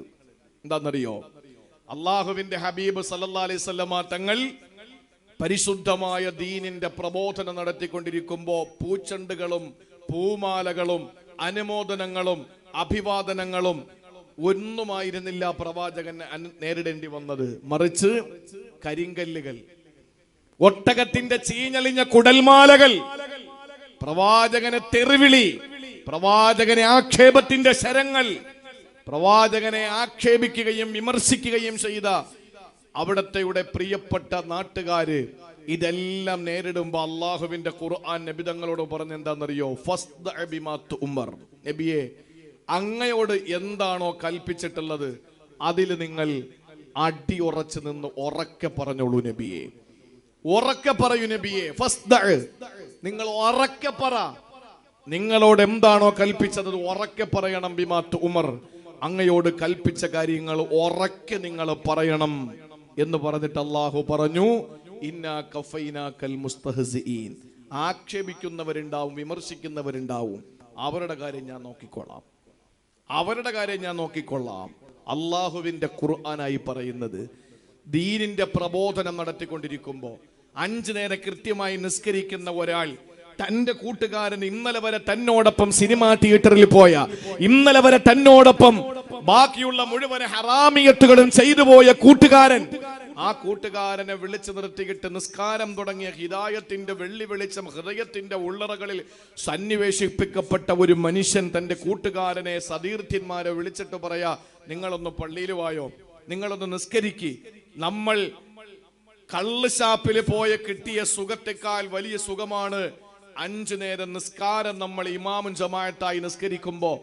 ഇത് പറഞ്ഞിട്ട് ഒരാൾ ക്ഷണിക്കുന്ന സമയത്ത് ആളുകൾ എന്താ പറയാ? ഓ, യവൻ വലിയ മുത്തഖിയായി, യവൻ വലിയ സൂഫിയായി, യവൻ വലിയ പുള്ളിയായി എന്ന് പറഞ്ഞ് ആക്ഷേപിക്കാൻ തുടങ്ങും ആളുകൾ. അങ്ങനെ ആക്ഷേപിക്കുമ്പോ അള്ളാഹുവിന്റെ ഖുർആൻ പറയുന്നു, നിങ്ങളെ ഏൽപ്പിച്ച കാര്യം അത് നിങ്ങൾ ധൈര്യമായിട്ട് പറ. ഇന്നാ കഫൈനാകൽ മുസ്തഹ്സിഈൻ. കളിയാക്കുന്നവരുടെ കാര്യം ഞാൻ നോക്കിക്കൊള്ളാം, ഞാൻ നോക്കിക്കൊള്ളാം. അള്ളാഹുവിന്റെ വിശുദ്ധ ഖുർആനിലൂടെ ആദരവായ പ്രവാചകനോട് പറയുകയാണ്, ആക്ഷേപിക്കുന്നവർ ആക്ഷേപിക്കട്ടെ, വിമർശിക്കുന്നവർ വിമർശിച്ചോട്ടെ. അങ്ങയോട് കൽപ്പിച്ചതെന്താണോ അതങ്ങ് ധീരമായി പറയണം നബിയെ. അങ്ങ് ഉത്തരവാദിത്വത്തോടുകൂടി പരസ്യമായി അങ്ങ് ദഅവത്ത് ചെയ്യണം റസൂലേ. ഇത് പറഞ്ഞിട്ടാണ് അല്ലാഹു പറയുന്നത്, വഅബ്ദു റബ്ബക ഹത്താ യഅതിയകൽ യഖീൻ.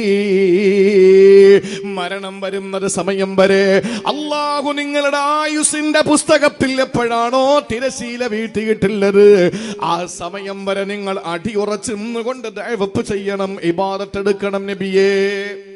അതുകൊണ്ട് പ്രിയപ്പെട്ട സഹോദരങ്ങളെ, നമ്മളെ ഏൽപ്പിച്ചൊരു കാര്യം, മരിക്കുന്നത് വരെ നമ്മൾ ആ ഒരു വിഷയത്തിൽ ജാഗ്രത കാണിക്കണം. മരിക്കുന്ന സമയം വരെയും നമുക്കതിൽ ഉറപ്പുണ്ടായിരിക്കണം. അള്ളാഹു അതിന് തൗഫീക്ക് നൽകി അനുഗ്രഹിക്കുമാറാവട്ടെ. അള്ളാഹു നമുക്ക് തൗഫീക്ക് നൽകി അനുഗ്രഹിക്കുമാറാവട്ടെ.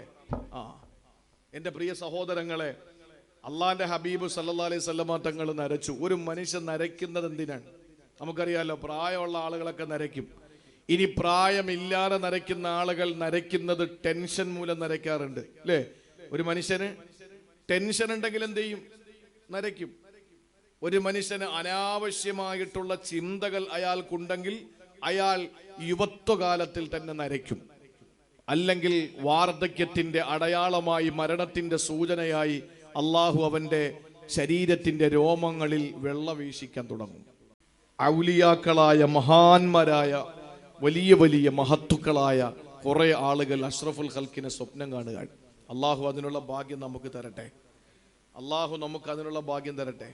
പ്രിയപ്പെട്ട സഹോദരങ്ങളെ, ജീവിതത്തിൽ ഒരു വലിയൊരു മഹാന് അടുത്ത സമയത്ത് ഒരു മതപണ്ഡിതനോട് പറഞ്ഞൊരു കാര്യം അദ്ദേഹം എന്നോട് പറയാൻ, വേറെ ആരുമല്ല, പ്രിയപ്പെട്ട അബ്ദുൽ നാസർ മഅദനിയോട് ജാമിയ അൻവാറുൽ ഇസ്ലാം അൻവാറുശ്ശേരിയിൽ നടന്ന സന്നദ്ധദാന മഹാസമ്മേളനത്തിന്റെ ദുആക്ക് നേതൃത്വം നൽകാൻ വേണ്ടി വന്ന അറക്കൽ ബീരാൻകുട്ടി മുസ്ലിയാർ എന്ന് പറയുന്ന വലിയൊരു മനുഷ്യൻ. അദ്ദേഹം ഈ ദുആ മജ്ലിസൊക്കെ കഴിഞ്ഞിട്ട് മഅദനി ഉസ്താദിനെ കാണാൻ വേണ്ടി റൂമിലേക്ക് വന്നു. കഴിഞ്ഞ 2 ദിവസം മുമ്പ് മഅദനി ഉസ്താദ് നേരിട്ട് എന്നോട് പറഞ്ഞ കാര്യമാണ്. ഞാൻ അൻവാറിൽ പോകുമ്പോൾ ആ മഹാനായ ആ സൂഫിയായ മനുഷ്യൻ, അവരൊക്കെ ഭൗതിക ലോകത്തെ എല്ലാം ത്യജിച്ചിട്ട് ജീവിക്കുന്ന ആളുകളാണ്. ഭൗതിക ലോകമൊന്നും അവർക്കൊരു പ്രശ്നമല്ല. ആ മഹാനായ മനുഷ്യൻ മഅദനി ഉസ്താദിനോട് പറഞ്ഞു അത്രേ, റസൂലുള്ളാഹിനെ കാണണ്ടേ, അള്ളാന്റെ ഹബീബിനെ നമുക്ക് കാണണ്ടേ. അത് ഒരിക്കൽ കണ്ടാ പോരാ. നമ്മളൊക്കെ ആഗ്രഹം എന്താ? മരിക്കുന്നതിന് മുമ്പ് അള്ളാഹുവെ ഒരു ദിവസം കാണണ്ട, ഒരു നിമിഷം ഒന്ന് മറഞ്ഞു പോയാൽ മതി എന്നല്ലേ നമ്മൾ ആഗ്രഹിക്കുന്നത്. ഇവര് പറയുന്ന എന്താണെന്നറിയോ? മഅദനിയോട് പറയാണ്, ഒരിക്കലും ഒറ്റവട്ടം കണ്ടിട്ട് കാര്യമില്ല. അള്ളാന്റെ റസൂലിനെ നമ്മൾ കാണുന്നെങ്കിൽ കണ്ടുകൊണ്ടേയിരിക്കണം. എന്നുറങ്ങിയാലും ഉറക്കത്തിൽ നബിതങ്ങളെ കാണണം. ആ ഒരു അവസ്ഥ നിങ്ങളൊന്ന് ആലോചിച്ച് നോക്കിയേ.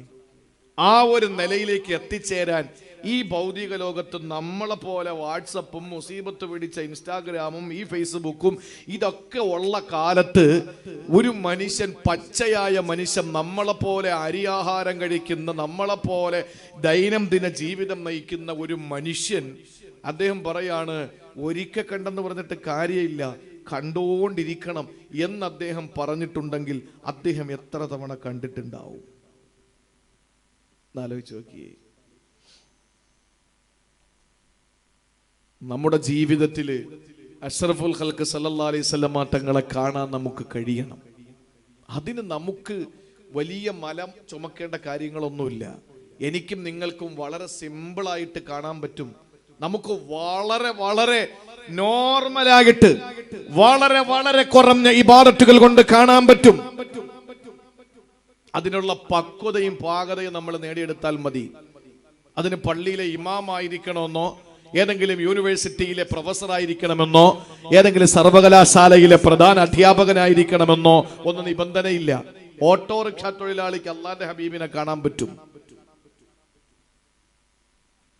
കൂലിപ്പണിയെടുക്കുന്നവൻ, പൊരയിടത്തിൽ കിളയ്ക്കുന്നവൻ, മൺവെട്ടിയും മൺകോരിയും കൊണ്ട് ദൈനംദിന ജീവിതത്തിന്റെ വക കണ്ടെത്താൻ പാടുപെടുന്ന പാവപ്പെട്ടവനെ കാണാൻ പറ്റും. അതിലൊരു സംശയമില്ല. അള്ളാഹു നമുക്ക് അതിനുള്ള തൗഫീക്ക് നൽകി അനുഗ്രഹിക്കുമാറാവട്ടെ. അള്ളാഹു അതിനുള്ള മഹാഭാഗ്യം നമ്മുടെ ജീവിതത്തിൽ അള്ളാഹു നൽകി അനുഗ്രഹിക്കുമാറാവട്ടെ. കുറെ ഉലമാക്കൾ, അള്ളാഹുവിന്റെ ആരിഫീങ്ങൾ ഒരു ദിവസം റസൂലുള്ളാഹിനെ സ്വപ്നം കാണുകയാണ്.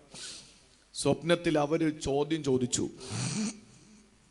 എന്താണ് അവര് കണ്ട സ്വപ്നം, അവർ അള്ളാന്റെ ഹബീബിനെ കണ്ടപ്പോ സ്വപ്നത്തിൽ അള്ളാന്റെ റസൂലിനോട് ചോദിച്ച ചോദ്യം, യാ റസൂലല്ലാഹ് ബലഗനാ അന്നക ഖുൽത സയ്യബതിനി ഹൂദ്. നബിയേ, ഞങ്ങൾ പഠിച്ചിട്ടുണ്ട്, ഞങ്ങൾ കേട്ടിട്ടുണ്ട് അങ്ങ് പറഞ്ഞ കാര്യം. സയ്യബതിനി ഹൂദ്, ഹൂദ് എന്ന സൂറത്താണ് എന്നെ നരപ്പിച്ചതെന്ന് അങ്ങ് പറഞ്ഞ ഹദീസ് ഞങ്ങൾ കേട്ടു റസൂലേ, അത് ഞങ്ങൾ പഠിച്ചു റസൂലേ, ഞങ്ങൾ ഒരുപാട് പഠിച്ചവരാണ് ഹബീബേ. എന്നാ ഞങ്ങൾക്കറിയേണ്ടത് ഫമല്ലദീ ശയ്യബക മിൻഹാ യാ റസൂലല്ലാഹ്, അതിൽ നിന്ന് ഏതാണ് നബി അങ്ങ് നരപ്പിച്ചത്? ആ ഹൂദ് എന്ന സൂറത്തിൽ നിന്ന് ഏത് ആയത്താണ് അങ്ങ് നരപ്പിച്ചതെന്ന് പറഞ്ഞു തരുമോ റസൂലേ? ആ സമയത്ത് അവിടെ നിന്ന് പറഞ്ഞെന്തെന്നറിയോ? അല്ലാഹുവിന്റെ ഹബീബ് സല്ലല്ലാഹു അലൈഹി വസല്ലമ തങ്ങളോട് ചോദിക്കുന്നത് അല്ലാഹുവിന്റെ ആരിഫീങ്ങളായ ഔലിയാക്കളായ പണ്ഡിത മഹത്തുക്കളാണ് സ്വപ്നത്തിലൂടെ ചോദിച്ചത്. അല്ലാഹുവിന്റെ റസൂലേ, ഞങ്ങൾക്കറിയാം അങ്ങയെ നരപ്പിച്ചത് ഹൂദ് എന്ന സൂറത്താണ്. ആ ഹൂദ് എന്ന് പറയുന്ന സൂറത്തിൽ ഏത് ആയത്താണ് അങ്ങയെ നരപ്പിച്ചത്? ഖസസുൽ അംബിയാ, മുൻകഴിഞ്ഞു പോയ അമ്പിയാക്കളുടെ ചരിത്രം കേട്ടപ്പോഴാണോ? വഹലാകുൽ ഉമമി, ആ സമുദായത്തിലെ നേതാക്കന്മാരടക്കമുള്ള അവിടത്തെ പ്രഭുക്കന്മാരടക്കമുള്ള ആളുകൾ അള്ളാന്റെ പ്രവാചകന്മാരെ അംഗീകരിക്കാതെ അവരിൽ നിന്ന് ഓടി ഒളിച്ചപ്പോൾ അവരെ നശിപ്പിച്ചതിന്റെ കഥകൾ, അവരെ നശിപ്പിച്ചതിന്റെ വാർത്തകൾ അങ്ങ് ഖുർആനിലൂടെ കേട്ടപ്പോഴാണോ അങ്ങ് മരിച്ചുപോയത് റസൂലേ? ആ സമയത്ത് അല്ലാഹുവിന്റെ റസൂല് പറഞ്ഞതെന്തെന്നറിയോ? ഫഖാല ലാ, അമ്പിയാക്കളുടെ ചരിത്രമല്ല എന്നെ നരപ്പിച്ചത്, അവരുടെ സമുദായത്തിന്റെ നാശമല്ല എന്നെ നരപ്പിച്ചത്, വലാകിന ഖൗലുഹു തആലാ, ഹൂദ് എന്ന സൂറത്തിലെ ഒരു ആയത്താണ് എന്നെ നരപ്പിച്ചത്. ഹൂദ് എന്ന സൂറത്ത് നിങ്ങൾ എടുക്കുമോ? എന്നിട്ട് 11ാമത്തെ ആയത്ത് നിങ്ങളൊന്നെടുക്കുമോ? അതിങ്ങനെ ഓതി വരുമ്പോൾ നമുക്ക് കാണാം അല്ലാഹുവിന്റെ റസൂല് പറയുന്നു, ഹൂദ് എന്ന സൂറത്തിന്റെ 11ാമത്തെ സൂക്തം, ഫസ്തഖിം കമാ ഉമിർത, ഫസ്തഖിം കമാ ഉമിർത. അഷ്റഫുൽ ഖൽഖിനോട് അല്ലാഹുവിന്റെ കൽപ്പനയാണ്, ഫസ്തഖിം കമാ ഉമിർത. നബി അങ്ങ് കൽപ്പിക്കപ്പെട്ടതുപോലെ അങ്ങയോട് അല്ലാഹു പറയുന്നു, ഞാൻ എന്താണോ കൽപ്പിച്ചത് അതുപോലെ അങ്ങ് അടിയുറച്ചു നിൽക്കൂ നബിയേ.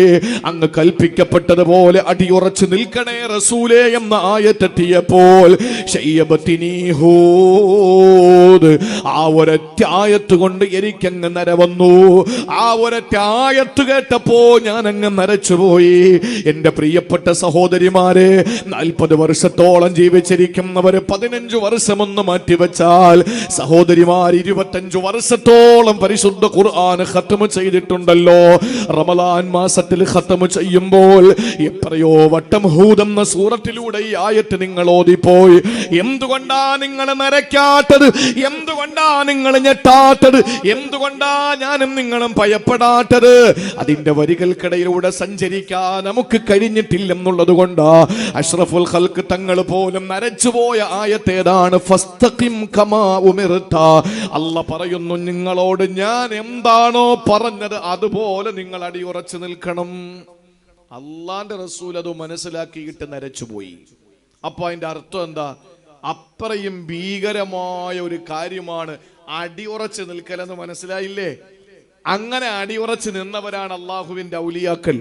അതിൽ ഏറ്റവും പ്രധാനിയും പ്രമുഖനും പ്രശസ്തനും പ്രസിദ്ധനുമാണ് അബ്ദുൽ ഖാദിറുൽ ജീലാനി റളിയല്ലാഹു തആല അൻഹു. അടിയുറച്ചു നിൽക്കാൻ നമുക്ക് കഴിയണം.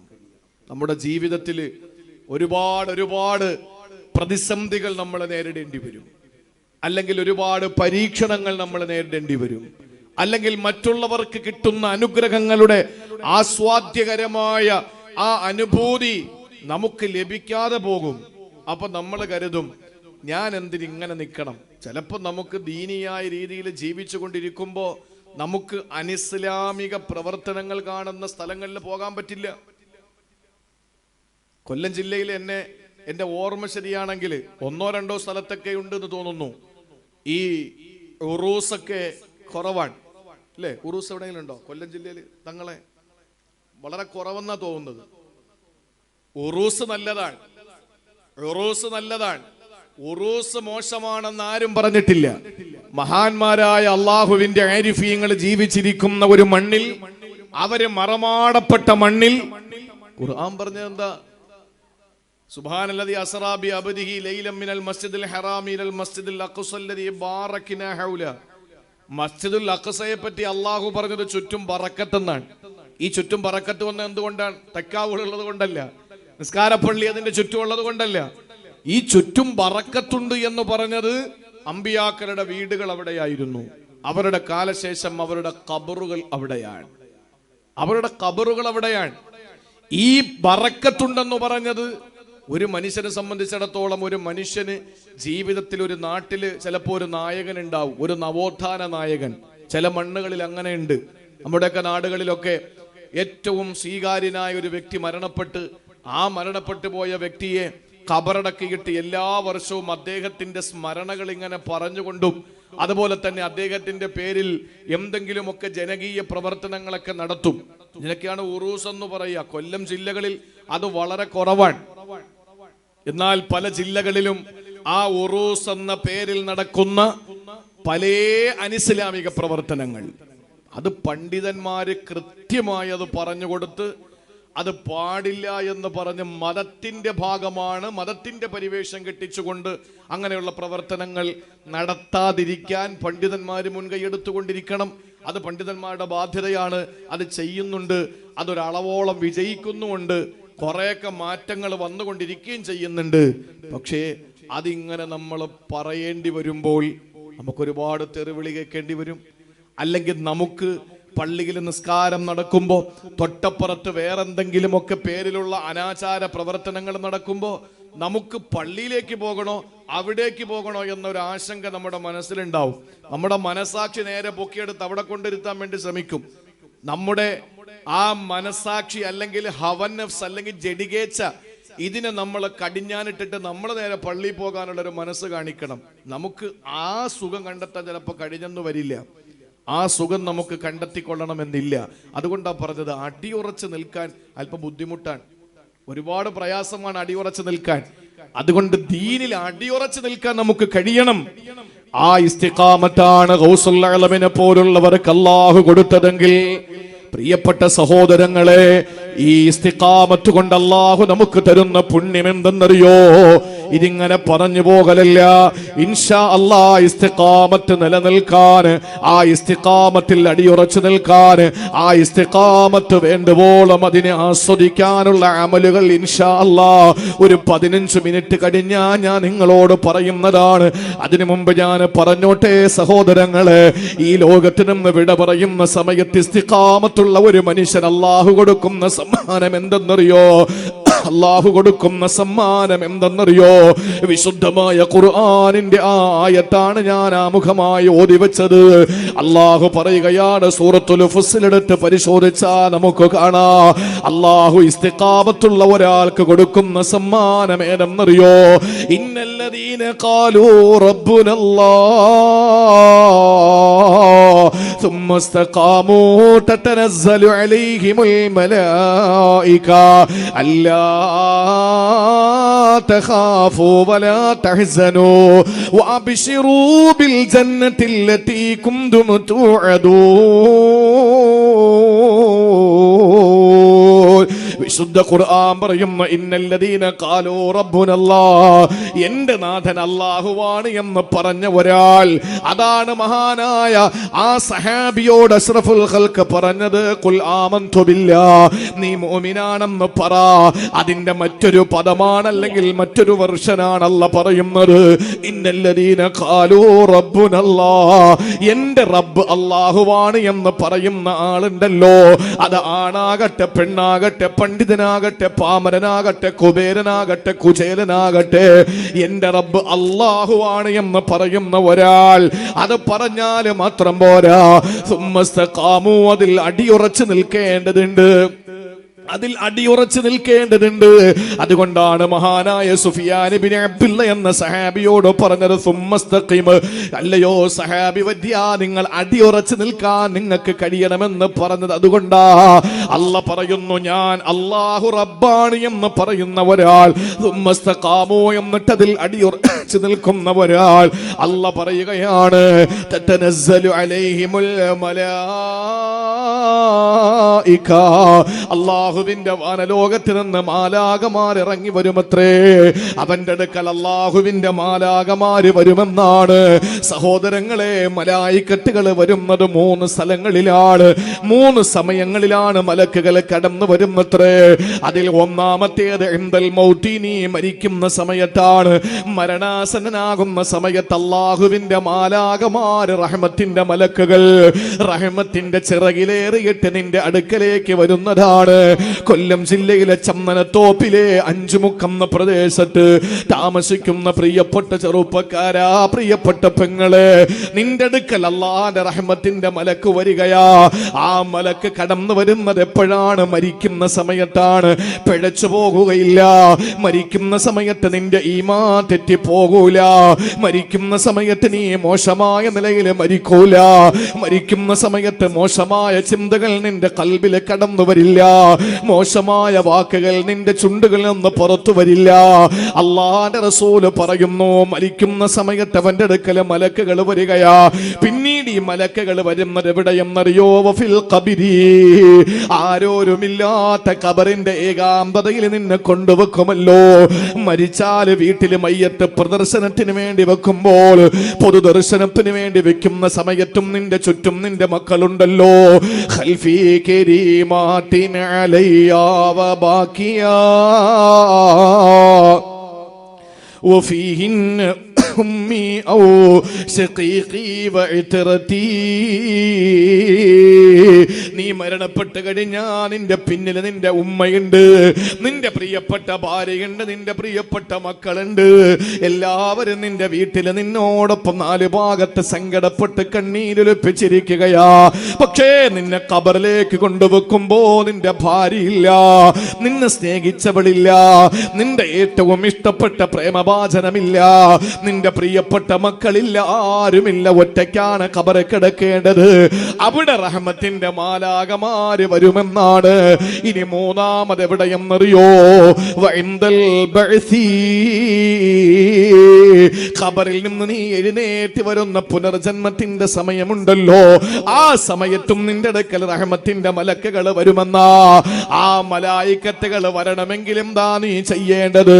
ഇന്നല്ലദീന ഖാലൂ റബ്ബുനല്ലാഹ് സുമ്മ ഇസ്തഖാമൂ, റസൂലുള്ളാഹിമൊക്കെ പറഞ്ഞതുപോലെ എന്നെ സൃഷ്ടിച്ചത് എന്റെ റബ്ബാണ്, എന്നെ സംരക്ഷിക്കുന്നത് എന്റെ റബ്ബാണ്, എന്നെ അവസാന സംഹരിക്കുന്നതും എന്റെ റബ്ബാണ്.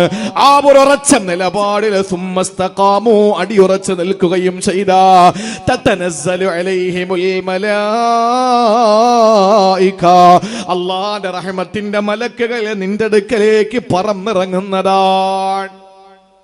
മരിക്കുന്ന സമയത്ത് അള്ളാന്റെ മലക്കുകൾ നിന്റെ വീട്ടിൽ വരും. വരണ്ടേ? ആര് കൂടിയാലെന്താ, ആര് കരഞ്ഞാലെന്താ, ആര് സങ്കടപ്പെട്ടാലെന്താ, ഇതൊന്നും നമുക്ക് ഒരു ഗുണവും ചെയ്യുന്നതല്ല, ഒരു നയാ പൈസയുടെ ഗുണം ചെയ്യുന്നതല്ല. മരിക്കുന്ന സമയത്ത് ആളുകൾ 10,000 പേര് വന്ന് മയ്യത്ത് കണ്ടിട്ട് പോയി, നമുക്കെന്ത് കിട്ടാനാ? ജീവിച്ചിരിക്കുന്ന മകന് വില. ഉമ്മൻചാണ്ടി മരിച്ചു, ഉമ്മൻചാണ്ടിയെ കോടിക്കണക്കിന് ആളുകൾ അല്ലെങ്കിൽ ലക്ഷക്കണക്കിന് ആളുകൾ അദ്ദേഹത്തെ അനുഗമിച്ചു. അതുകൊണ്ട് എന്താ ഉണ്ടായത്? ഉമ്മൻചാണ്ടിക്ക് എന്തെങ്കിലും ഒരു പല്ലിമുട്ടായിയുടെ ഗുണം പിന്നീട് അങ്ങോട്ടുള്ള കാലത്ത് ഉണ്ടാവുമോ? ഉണ്ടാവൂല. ആർക്കാ ഉണ്ടായത്? തന്റെ മകൻ ചാണ്ടി ഉമ്മന്, തന്റെ ഭാര്യയ്ക്ക്, തന്റെ മക്കൾക്ക്. നമ്മൾ മരണപ്പെട്ടു പോയാൽ നമ്മുടെ വീടും നാടും ഒക്കെ ഇളകി മറിഞ്ഞ് വണ്ടികളും അതുപോലെ തന്നെ ബ്ലോക്കായി ആളുകളുടെ പ്രളയമായിരുന്നു, ഒഴുക്കായിരുന്നു നമ്മുടെ കാണാൻ. അതുകൊണ്ട് മരിച്ച ആളിന് എന്തെങ്കിലും അവാർഡ് കിട്ടോ? എന്തെങ്കിലും ഗുണമുണ്ടോ? ഇയാൾ മരിച്ചുപോയി എന്നതിന്റെ പേരിൽ എന്തെങ്കിലും ആളുകൾ പറയും അദ്ദേഹത്തിന്റെ മരണത്തിന് ഇത്തിരി ആളുകളായിരുന്നു എന്ന് പറയും. അതിന്റെ ക്രെഡിറ്റ് പിന്നീട് മക്കൾക്കും ഭാര്യയ്ക്കാ കിട്ടുക, നമുക്കൊരു ഗുണവും ഇല്ല. പിന്നെ നിസ്കരിക്കാൻ 100 പേര് കൂടുന്നിടത്ത് അവൻ 100 പേര് കൂടിക്കഴിഞ്ഞാൽ അവന്റെ പാപങ്ങൾ പൊറുക്കപ്പെടുമെന്ന് ഹദീസുണ്ട്. നിസ്കാരത്തിന് ആളുകൾ വേണം. എത്ര പേരാ നിസ്കരിക്കാനുള്ളത്? പള്ളിയിൽ മയ്യത്ത് കൊണ്ടുവന്ന എത്ര പേരുണ്ടാവും? 5 സഫ് 6 സഫ്. മയ്യത്ത് കാണാനോ 6000 പേര്. ഒരു സഫിൽ 35 പേര് വെച്ച് അല്ലെങ്കിൽ 40 പേര് വെച്ച് 5ഓ 6ഓ സഫ് ഉണ്ടാവും അല്ലേ? നിങ്ങളൊന്ന് ആലോചിച്ച് നോക്കൂ. മയ്യത്ത് കാണാൻ ആയിരക്കണക്കിന് ആളുകൾ വരും. എന്തെങ്കിലും ഗുണം നമുക്കുണ്ടോ? ഒരു ഗുണവുമില്ല. പക്ഷേ മരിക്കുന്ന സമയത്ത് നമ്മൾ ഐസിയുവിലാണെന്നോ വീട്ടിലാണെന്നോ ആശുപത്രിയിലാണെന്നോ വാഹനത്തിലാണെന്നോ റോഡിലാണെന്നോ അതൊന്നും നമ്മുടെ വിഷയമല്ല. ആ സമയത്ത് കടന്നു വരണം അല്ലാഹുവിന്റെ റഹ്മത്തിന്റെ പാരാവാരം പോലെയുള്ള മാലാഖമാര്. ആ മലക്കുകൾ കടന്നു വരണമെങ്കിൽ ഒരൊറ്റ നിബന്ധന അല്ലാഹു വെച്ചു. ഇന്നല്ലദീന ഖാലൂ റബ്ബുനല്ലാഹ്, എന്റെ റബ്ബ് അല്ലാഹ് ഉറക്കെ പറയണം. സുമ്മസ്തഖാമു, എന്നിട്ട് ആ ഏവനെങ്കിലും കണ്ണുരുട്ടം വിട്ടിട്ട് പോകരുത്, അടി ഉറച്ചു നിൽക്കുകയും വേണം. ഇത്ര സിമ്പിളാ. പക്ഷേ വലിയ പാടാണ്, പ്രയാസമാണ്. ഏതുപോലെ ഈ ഒരു കാര്യത്തിൽ നിന്നാണ് അഷ്റഫുൽ ഖൽക്കിന് നര ബാധിച്ചത്. ഈ ഒരു കാര്യമാണ് ഗൗസുൽ ആലമും നമ്മളും തമ്മിലുള്ള വ്യത്യാസത്തിന്റെ പ്രധാനപ്പെട്ട കാരണം. അതുകൊണ്ട് അടിയുറച്ച് നിൽക്കാൻ നമുക്ക് പറ്റണം. പറ്റിയാൽ മരിക്കുന്ന സമയത്ത് എവിടെയാണെങ്കിലും, ഐസിയിലാണെങ്കിലും ആശുപത്രിയിലാണെങ്കിലും വീട്ടിലാണെങ്കിലും കാറിലാണെങ്കിലും കപ്പലിലാണെങ്കിലും വിമാനത്തിലാണെങ്കിലും എവിടെയാണെങ്കിലും അള്ളാന്റെ മലക്കുകൾ അടുത്ത് വരും. ആശ്വസിപ്പിച്ചിട്ട് മലക്കുകൾ റൂഹ് പിടിക്കുന്ന രംഗമൊക്കെയുണ്ട്. അത് നമുക്ക് വിശദീകരിക്കാനുള്ള സമയമില്ല. രണ്ടാമത് ഖബറിൽ വരും. ഒരൊറ്റ മനുഷ്യരും വരൂലല്ലോ. ആരെങ്കിലും വരുമോ? സ്നേഹനിധിയായ ഭാര്യ പോയി, അതുകൊണ്ട് ഭർത്താവ് കരഞ്ഞോണ്ട് ഖബറിനകത്ത് ഇറങ്ങിക്കിടന്ന ഒരു ചരിത്രം നിങ്ങൾക്കുണ്ടോ? ഒരു ചരിത്രം നമുക്ക് പറയാനുണ്ടോ?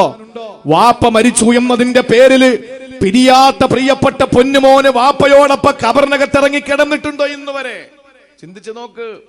ജീവന് തുല്യം സ്നേഹിക്കുന്ന പ്രിയപ്പെട്ട ഉസ്താദ് മരണപ്പെടുമ്പോ ഏത് ശിഷ്യനാണ് ഉസ്താദിനോടൊപ്പം ഖബറിനകത്ത് ചെന്ന് കിടക്കുക? കിടക്കൂല. ഖബറിൽ ഒറ്റയ്ക്കാണ്. പക്ഷെ അവിടെ മലക്കുകൾ വരണം. മലക്കുകൾ വരണം. സഹായത്തിനായി അള്ളാഹുവിന്റെ അംലാക്കുകളെ അവിടെ അയക്കണം അള്ളാഹു. അവിടെ നിന്ന് എഴുന്നേറ്റ് പോകുമ്പോൾ ഊടുത്തുണിയില്ലാതെയാ നമ്മൾ പോവുക. നാളെ പരലോകത്ത് വരുന്ന രംഗം വിശുദ്ധ ഖുർആൻ പറഞ്ഞത്, ഹദീസുകൾ പറഞ്ഞത് മൂന്ന് രീതിയിലാണ്. വല്ലാത്ത വിശപ്പ്, വല്ലാത്ത വിശപ്പ്. കാരണം എത്ര ദിവസം കഴിഞ്ഞ് വല്ലതും കഴിച്ചിട്ട്.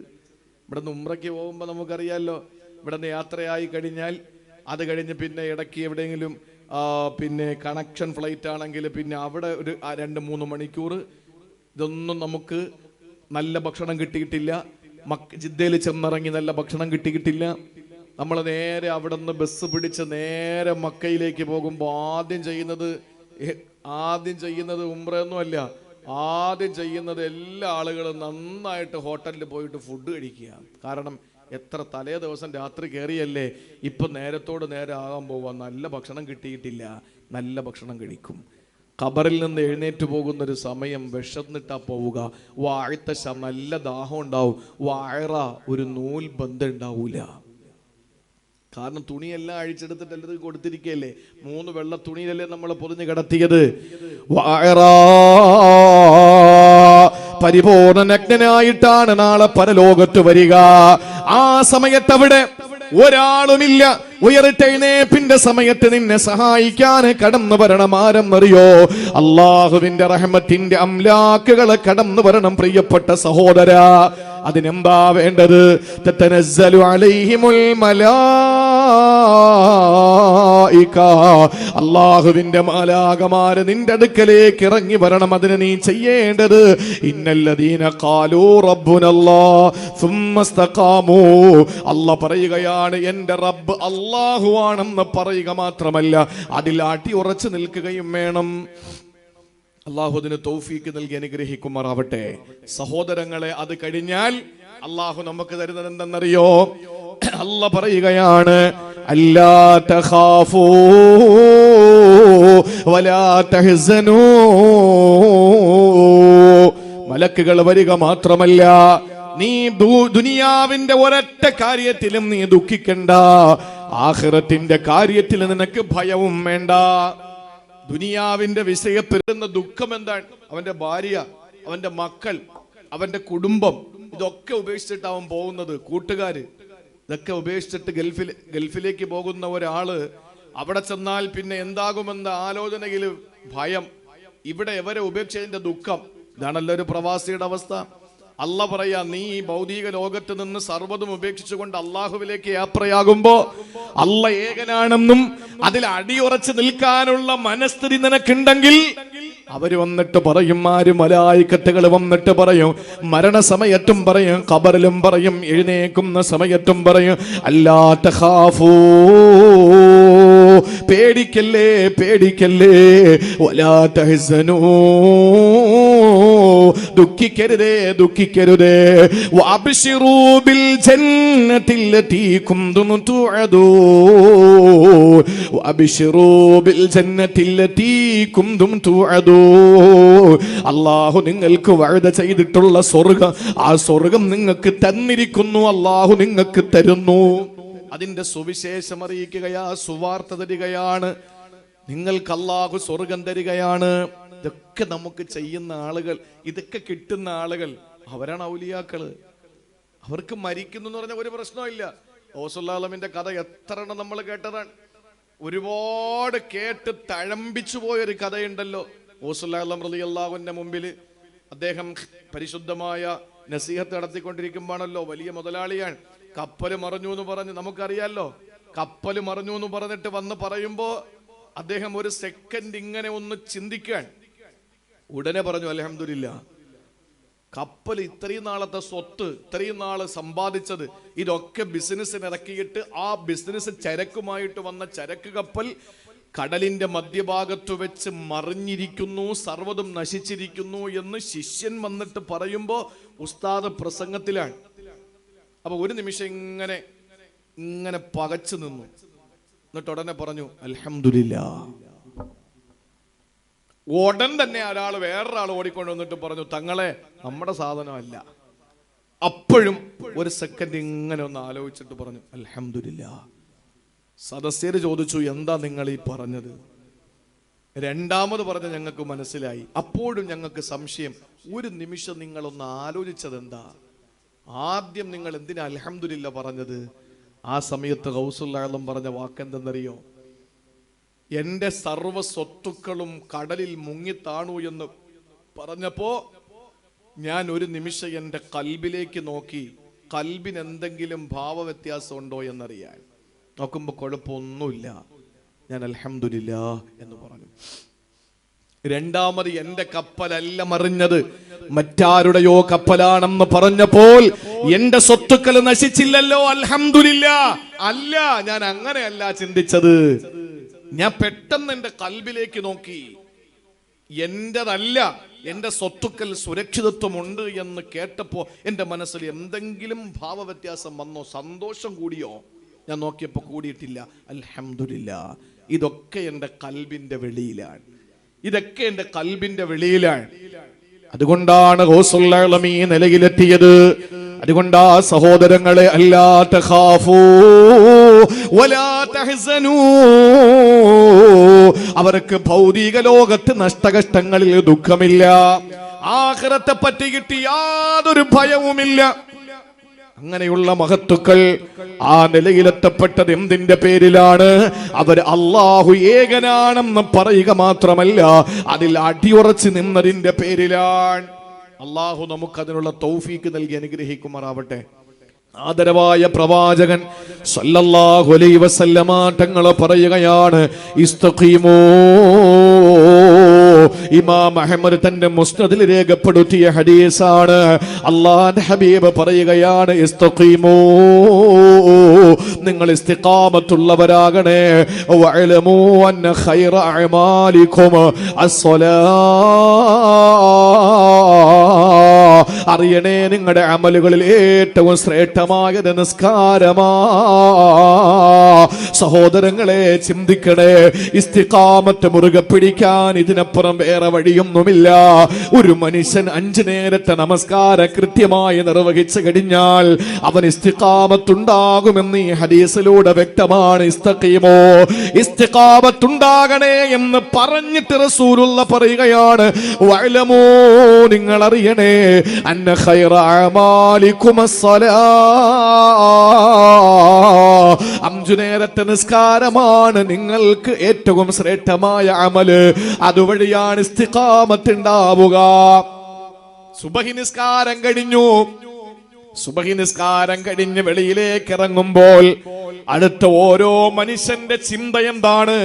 ഒരു വാഹനം യാത്രയ്ക്ക് വേണ്ടി തയ്യാറെടുക്കുകയാണ്, ദീർഘദൂര യാത്രയാണ്, അല്ലെങ്കിൽ വാഹനം കയറുകയാണ്, അല്ലെങ്കിൽ മറ്റു ജോലി ചെയ്യുകയാ. ഒരു സത്യവിശ്വാസിയുടെ ചിന്ത എന്തായിരിക്കും? ലൊഹറിന് എവിടെ എത്തും? ലൊഹർ എത്ര മണിക്കാ? ഈ ഒരു ചിന്തയായിരിക്കും. ലൊഹർ നിസ്കരിക്കാനുള്ള വ്യഗ്രത. ലൊഹർ നിസ്കാരം കഴിഞ്ഞാൽ അവന്റെ മനസ്സിന്റെ ചിന്ത അസറിന് എവിടെയാണ് ഞാൻ എത്തുക? അസർ എവിടെയാണ് ഞാൻ എത്തുക? അസർ നിസ്കരിക്കണമല്ലോ, അസറിന്റെ സമയമായല്ലോ. ആ ഒരു ചിന്ത അവന്റെ മനസ്സിൽ വരികയാ. അസർ കഴിഞ്ഞാലും മഗ്രിബിനെ പറ്റിയിട്ടുള്ള ചിന്തയാ, മഗ്രിബ് കഴിഞ്ഞാൽ ഇശായിനെ പറ്റിയിട്ടുള്ള ചിന്തയാ, രാത്രി കിടന്നുറങ്ങിയാൽ നേരം വെളുത്താൽ സുബഹി നിസ്കരിക്കുന്ന ചിന്തയാ. ഒരു മനുഷ്യന്റെ ജനനം മുതൽ ആഖിറം വരെ 5 നേരത്തെ നിസ്കാരം സൂചിപ്പിക്കുകയാണ്. അറിയോ? ജനനം മുതൽ സൂര്യൻ ഉദിക്കുന്നതിന് മുമ്പല്ലേ സുബഹി. സുബഹി സൂര്യൻ ഉദിച്ചു കഴിഞ്ഞാൽ പിന്നെ സുബഹിയുടെ ടൈം കഴിഞ്ഞു. ഈ സൂര്യോദയത്തിന് മുമ്പുള്ള ഈ സുബഹി നിസ്കാരം ഒരു മനുഷ്യന്റെ ഉദയത്തെ സൂചിപ്പിക്കുക എന്ന് പറഞ്ഞാൽ അവന്റെ ജനനത്തെ സൂചിപ്പിക്കാൻ. അത് കഴിഞ്ഞിട്ട് സൂര്യൻ ഇങ്ങനെ കിഴക്ക് നിന്ന് ഉയർന്നുയർന്ന് നേരെ നട്ടുച്ച നേരത്ത് നമ്മുടെ തലയ്ക്ക് മീതെ വരുമ്പോൾ ഒരു നിഴല് പോലും കാണാൻ പറ്റാതെ നമ്മുടെ ശരീരത്തിന്റെ നിഴല് കാലിനടിയിൽ ഒളിക്കുകയാ. ആ സമയത്ത് നട്ടുച്ച നേരമാണ്, വല്ലാത്ത തിളപ്പാണ്, ചോര തിളയ്ക്കുകയാ, ചൂട് കഠിനമാവുകയാണ്. ആ സമയം സൂചിപ്പിക്കുന്നത് ലൊഹർ. ആ സമയം ലൊഹറിന്റെ സമയമാണ്. അതൊരു മനുഷ്യന്റെ യുവത്വത്തെയാണ് സൂചിപ്പിക്കുന്ന. കാരണം ജനിച്ചു കഴിഞ്ഞ് അവന് യുവാവാകുന്ന സമയത്ത് അങ്ങോട്ട് തിളക്കിയ ചൂട്, ചോര തിളക്കിയാണ്. ലൊഹറിന്റെ സമയം ഭയങ്കരമായിട്ട് പ്രഷറല്ലേ, ചൂട്. ഈ ചൂട് സമയത്ത് നമ്മുടെ ശരീരത്തിന് വല്ലാത്ത രക്തത്തിന്റെ തിളപ്പല്ലേ, അത് ലൊഹറിന്റെ സമയമാണ്. അതേപോലെ മനുഷ്യന്റെ യുവത്വത്തെ അറിയിക്കുകയാണ് ലൊഹർ നിസ്കാരം. അത് കഴിഞ്ഞ് പടിഞ്ഞാറേക്ക് സൂര്യൻ ഇങ്ങനെ അസ്തമിച്ചു വരികയാണ്, പടിഞ്ഞാറേക്ക് ഇങ്ങനെ ചാഞ്ഞു വരികയാണ്. അതൊരു മനുഷ്യന്റെ അസർ നിസ്കാരത്തെ സൂചിപ്പിക്കുന്ന. അസർ നിസ്കാരമാണ് ആ ടൈമിൽ ഇങ്ങനെ പടിഞ്ഞാറേക്ക് ഇങ്ങനെ കുനിഞ്ഞു വരുമ്പോ പഴയ ചൂടും തിളപ്പും ഒന്നും ഇപ്പൊ സൂര്യനില്ല, എങ്കിലും ചെറിയ ചൂടും വെട്ടമൊക്കെ ഇപ്പോഴും ഉണ്ട്. അതൊരു മനുഷ്യന്റെ വാർദ്ധക്യമാണ്. പഴയതുപോലെ ഇപ്പൊ വലിയ ആരോഗ്യമൊന്നുമില്ല, സ്റ്റെപ്പ് കയറാൻ പറ്റുന്നില്ല, അതുപോലെ തന്നെ നല്ലപോലെ ഭക്ഷണം കഴിക്കാൻ പറ്റുന്നില്ല, കണ്ണിന് കാഴ്ച മങ്ങി, കാതിന് കേൾവി ശക്തി മങ്ങി, സംസാരശേഷിക്ക് വിക്ക് വരുന്നു, അതുപോലെ തന്നെ കൈക്കും കാലിനും ബലക്കുറവുണ്ട്. ഇതൊക്കെ ഒരു മനുഷ്യനുണ്ടാകുമ്പോഴും അവന്റെ ആ ഒരു ചൂടും അവന്റെ വെട്ടവും വെളിച്ചവും ഒക്കെ മങ്ങിയിട്ടില്ലല്ലോ. ഇത് അസർ നിസ്കാരം മനുഷ്യന്റെ വാർദ്ധക്യത്തെ സൂചിപ്പിക്കുകയാ. ഒന്ന് കുനിഞ്ഞല്ലോ സൂര്യൻ പടിഞ്ഞാറേക്ക്, ഈ മനുഷ്യനും ഇങ്ങനെ ഒന്ന് കുനിഞ്ഞു, വാർദ്ധക്യം. അത് കഴിഞ്ഞ് സൂര്യന് പടിഞ്ഞാറന് ചക്രവാളത്തിൽ അസ്തമിക്കുമ്പോൾ സൂര്യനതാ മറഞ്ഞിരിക്കുകയാണ്. പക്ഷേ പള്ളിയിൽ വരുന്ന ആളുകളെ മുഖതാവിൽ കാണാൻ പറ്റുകയാ, എല്ലാവരെയും തമ്മിൽ കാണാൻ പറ്റുന്ന നിലയ്ക്കതാ മഗ്രിബിന്റെ സമയമായി സൂര്യൻ അസ്തമിച്ചിരിക്കുന്നു. പക്ഷേ ആളുകളെ കാണാനൊക്കെ പറ്റുന്നുണ്ട്. സൂര്യൻ പോയെങ്കിലും ചെറിയ വെട്ടം അവശേഷിക്കുന്നുണ്ട്. ഇത് മനുഷ്യന്റെ മരണമാണ്. അവൻ അസ്തമിച്ചു എങ്കിലും ആളുകൾ പറയും, ഓ കഴിഞ്ഞ മാസം അവനുണ്ടായിരുന്നു, കഴിഞ്ഞ വർഷവും അവനുണ്ടായിരുന്നു, കഴിഞ്ഞ കല്യാണത്തിനും അവനുണ്ടായിരുന്നു എന്നൊക്കെ ആളുകൾ പറയുന്നൊരു സമയം. അത് കഴിഞ്ഞ് ഇഷാ എന്ന് പറയുമ്പോൾ പൊട്ടത്ത് നിൽക്കുന്ന ആളിനെ ലൈറ്റ് ഇടാതെ കാണാൻ പറ്റൂല. സൂര്യൻ മറഞ്ഞുപോയി, സൂര്യനെ പറ്റി ഒരു ചിന്ത പോലും ആർക്കുമില്ല. എല്ലാവരും പാതിരാത്രിയോടടുക്കുന്ന സമയത്തെ വാരിപ്പുണർന്നിരിക്കുകയാ. ഇതൊരു മനുഷ്യന്റെ ആഖിറത്തെയാണ് സൂചിപ്പിക്കുന്നത്. ഇവൻ മരണപ്പെട്ടു പോയി, ആരുടെയും മനസ്സിലവനില്ല, കാണാൻ പറ്റുന്നില്ല മുമ്പിൽ നിൽക്കുന്നയാളിനെ പോലെ എന്നതുപോലെ ഇവൻ ആരും ഓർക്കുന്നുമില്ല. ഒരു മനുഷ്യന്റെ ജനനം മുതൽ മരണം വരെയുള്ള എല്ലാ ഘട്ടങ്ങളെയും 5 നേരത്തെ നിസ്കാരം സൂചിപ്പിക്കുന്നു എന്ന് ഈ വിനീതന്റെ വാക്കല്ല, ഇമാം റംലി റഹിമഹുല്ലാ, ഇമാം റംലി റഹിമഹുല്ലയുടെ വാക്കുകളാണ്. എൻ്റെ വാക്കെങ്കിലും നിങ്ങൾ വിശ്വസിക്കണ്ട, ഇമാം റംലി തങ്ങൾ പറഞ്ഞ കാര്യമാണ്. അതുകൊണ്ട് 5 നേരത്തെ നിസ്കാരം കൃത്യമായി നിർവഹിക്കുന്നവൻ അള്ളാഹു ഇസ്തിഖാമത്ത് കൊടുക്കും. തീരുന്നില്ല, ഇനി ഒരു കാര്യം കൂടിയുണ്ട്. 5 നേരത്തെ നമസ്കാരം കൃത്യമായി നിർവഹിക്കുന്നതിന് പുറമേ പ്രിയപ്പെട്ട സഹോദരങ്ങളെ ചെയ്യേണ്ടത് എന്തെന്നറിയോ? അതേ ഹദീസിൽ തന്നെ റസൂലുള്ള പറയുകയാണ്, ഇസ്തഖീമു വഅലമു അന്ന ഖൈറ അമാലികുമുസ് സ്വലാത്ത്. 5 നേരത്തെ നമസ്കാരമാണ് അമലുകളിൽ ഏറ്റവും ഖൈറായത്. അതുകൊണ്ട് നിങ്ങൾ ഇസ്തിഖാമത്ത് ഉണ്ടാകണേ എന്ന് റസൂലുള്ള പറഞ്ഞിട്ട് തൊട്ടുടനെ പറഞ്ഞത് എന്തെന്നറിയോ? വലാ യുഹാഫിളു അലൽ വുളൂഇ ഇല്ലാ മുഅ്മിനൂ. ഒരു സത്യവിശ്വാസിക്കല്ലാതെ വുളൂ സൂക്ഷിക്കാൻ കഴിയില്ലെന്ന് നബി മുഹമ്മദ് മുസ്തഫ. ഒരു സത്യവിശ്വാസിക്കല്ലാതെ വുളൂ സൂക്ഷിക്കാൻ കഴിയില്ല എന്ന് പറഞ്ഞാൽ അതിനർത്ഥം എന്താ? ഒരിക്കൽ മഹാനായ പ്രവാചകൻ നബി മുഹമ്മദ് മുസ്തഫ സല്ലല്ലാഹു അലൈഹി വസല്ലമ തങ്ങൾ ആകാശ ലോകങ്ങളെ കടന്നുപോയി സിദ്റത്തുൽ മുൻതഹ കടന്ന് സ്വർഗ്ഗനരകങ്ങളെ കണ്ട് അല്ലാഹു റബ്ബുൽ ഇസ്സത്തിന്റെ മുനാജാത്ത് കഴിഞ്ഞ് മടങ്ങി വരുന്ന ആ പ്രവാചകൻ, അല്ലാഹുവിന്റെ പ്രിയപ്പെട്ട പ്രവാചകന് ബിലാൽ റളിയല്ലാഹു അൻഹുവിനെ വിളിച്ചിട്ട് പറഞ്ഞു, ബിലാലേ, ഞാൻ നിന്നോട് ചോദിക്കുകയാണ്, നീ എന്ത് അമലാണ് ചെയ്യുന്നത്? നീ എന്ത് അമല് പ്രത്യേകിച്ച് നിനക്കുണ്ട്? അത് നീ ഒന്ന് പറ. അള്ളാഹുവിന്റെ റസൂല് ചോദിക്കുക, ഹദ്ദിസ്നി ബി അർജ അമലിൻ അമിൽത ഫിൽ ഇസ്ലാം. നീ മുസ്ലിം ആയതിനു ശേഷം ചെയ്ത ഒരു അമല് നീ എനിക്കൊന്ന് പറഞ്ഞതാ. അള്ളാഹുവിന്റെ റസൂലെ, എന്താ അതിനിപ്പോ ഇത്രയും വലിയ ഒരു ആശ്ചര്യം എന്തിനാണ് ആ വിഷയത്തിൽ? അള്ളാഹുവിന്റെ ഹബീബ് പറഞ്ഞു, ബിലാലേ, സമിഅതു നഫൻ അലൈക ബൈന യദൈ ഫിൽ ജന്ന. ബിലാലേ, സ്വർഗത്തിലൂടെ ഞാൻ ഇങ്ങനെ ഉലാത്തുമ്പോൾ എന്റെ മുന്നിൽ ഞാൻ ചെരുപ്പിന്റെ ശബ്ദം കേട്ടു. ബിലാലേ, ഞാൻ സ്വർഗത്തിലൂടെ ഉലാത്തുന്ന സമയത്ത് എന്റെ മുന്നിലൂടെ നീ നടന്നു പോകുന്ന ശബ്ദം ഞാൻ കേട്ടു. ബിലാലേ, നീ എന്ത് അമലാ ചെയ്തത്? ഹദ്ദിസ്നി ബി അർജ അമലിൻ അമിൽതഹു ഫിൽ ഇസ്ലാം. നീ മുസ്ലിം ആയതിനു ശേഷം എന്ത് അമലാണ് ചെയ്തത്? എനിക്കൊന്ന് പറഞ്ഞതാ. ഞാൻ സ്വർഗത്തിലൂടെ നടന്നു പോകുമ്പോ എന്റെ തൊട്ടു മുന്നിൽ നിന്റെ ചെരുപ്പിന്റെ വാറിന്റെ ശബ്ദം ഞാൻ കേട്ടു. ബിലാലേ, അള്ളാഹുവിന്റെ റസൂൽ ഇത് പറഞ്ഞപ്പോ ബിലാൽ റളിയല്ലാഹു അൻഹു പറഞ്ഞ മറുപടി എന്തെന്നറിയോ? ആ മറുപടി ഇന്നത്തെ ദിവസം മുതൽ നമ്മുടെ കൂടപ്പറപ്പായി കൊണ്ട് നടക്കണം, എങ്കിൽ ഇസ്തിഖാമത്ത് ഉണ്ടാവും. അത് ഞാൻ പറയുമ്പോൾ തന്നെ നിങ്ങൾക്ക് മനസ്സിലാവും. അള്ളാഹുവിന്റെ ഹബീബ് സല്ലല്ലാഹു അലൈഹി വസല്ലമ തങ്ങളോട് ബിലാൽ മുഅദ്ദിൻ റളിയല്ലാഹു അൻഹു പറയുകയാണ്, യാ റസൂലല്ലാഹ്, ഞാൻ ഏത് സമയത്തും വുളൂഇലാണ് നബിയേ. വുളൂ മുറിഞ്ഞാൽ പെട്ടെന്ന് ഞാൻ വുളൂ ചെയ്യും. ആ വുളൂ ഞാൻ ചെയ്തു കഴിഞ്ഞാൽ 2 റക്അത്ത് നിസ്കരിക്കും വുളൂവിന് വേണ്ടി. ആ വുളൂ ഞാൻ ഇങ്ങനെ പരിപാവനമായി സൂക്ഷിച്ചു വെക്കും. ഏതെങ്കിലും മനുഷ്യ സഹജമായ ഘട്ടത്തിൽ എന്റെ വുളൂ പോയാ പെട്ടെന്ന് ഞാൻ വുളുവെടുക്കും റസൂലേ, എന്നിട്ട് 2 റക്അത്ത് നിസ്കരിക്കും നബിയേ. എന്നിട്ട് ആ വുളുവിനെ ഞാൻ പരമാവധി സൂക്ഷിക്കും നബിയേ. വുളു പോകുമ്പോ വീണ്ടും ഞാൻ വുളുവെടുക്കും റസൂലേ.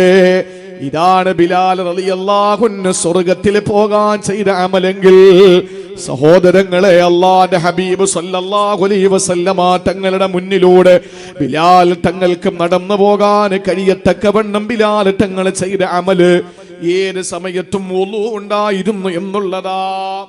അല്ലാഹുവിന്റെ റസൂൽ പറഞ്ഞു, വലാ യുഹാഫിളു അലൽ വുളൂഇ ഇല്ലാ മുഅ്മിൻ. ഒരു വിശ്വാസിക്കല്ലാതെ വുളു സൂക്ഷിക്കാൻ കഴിയില്ല.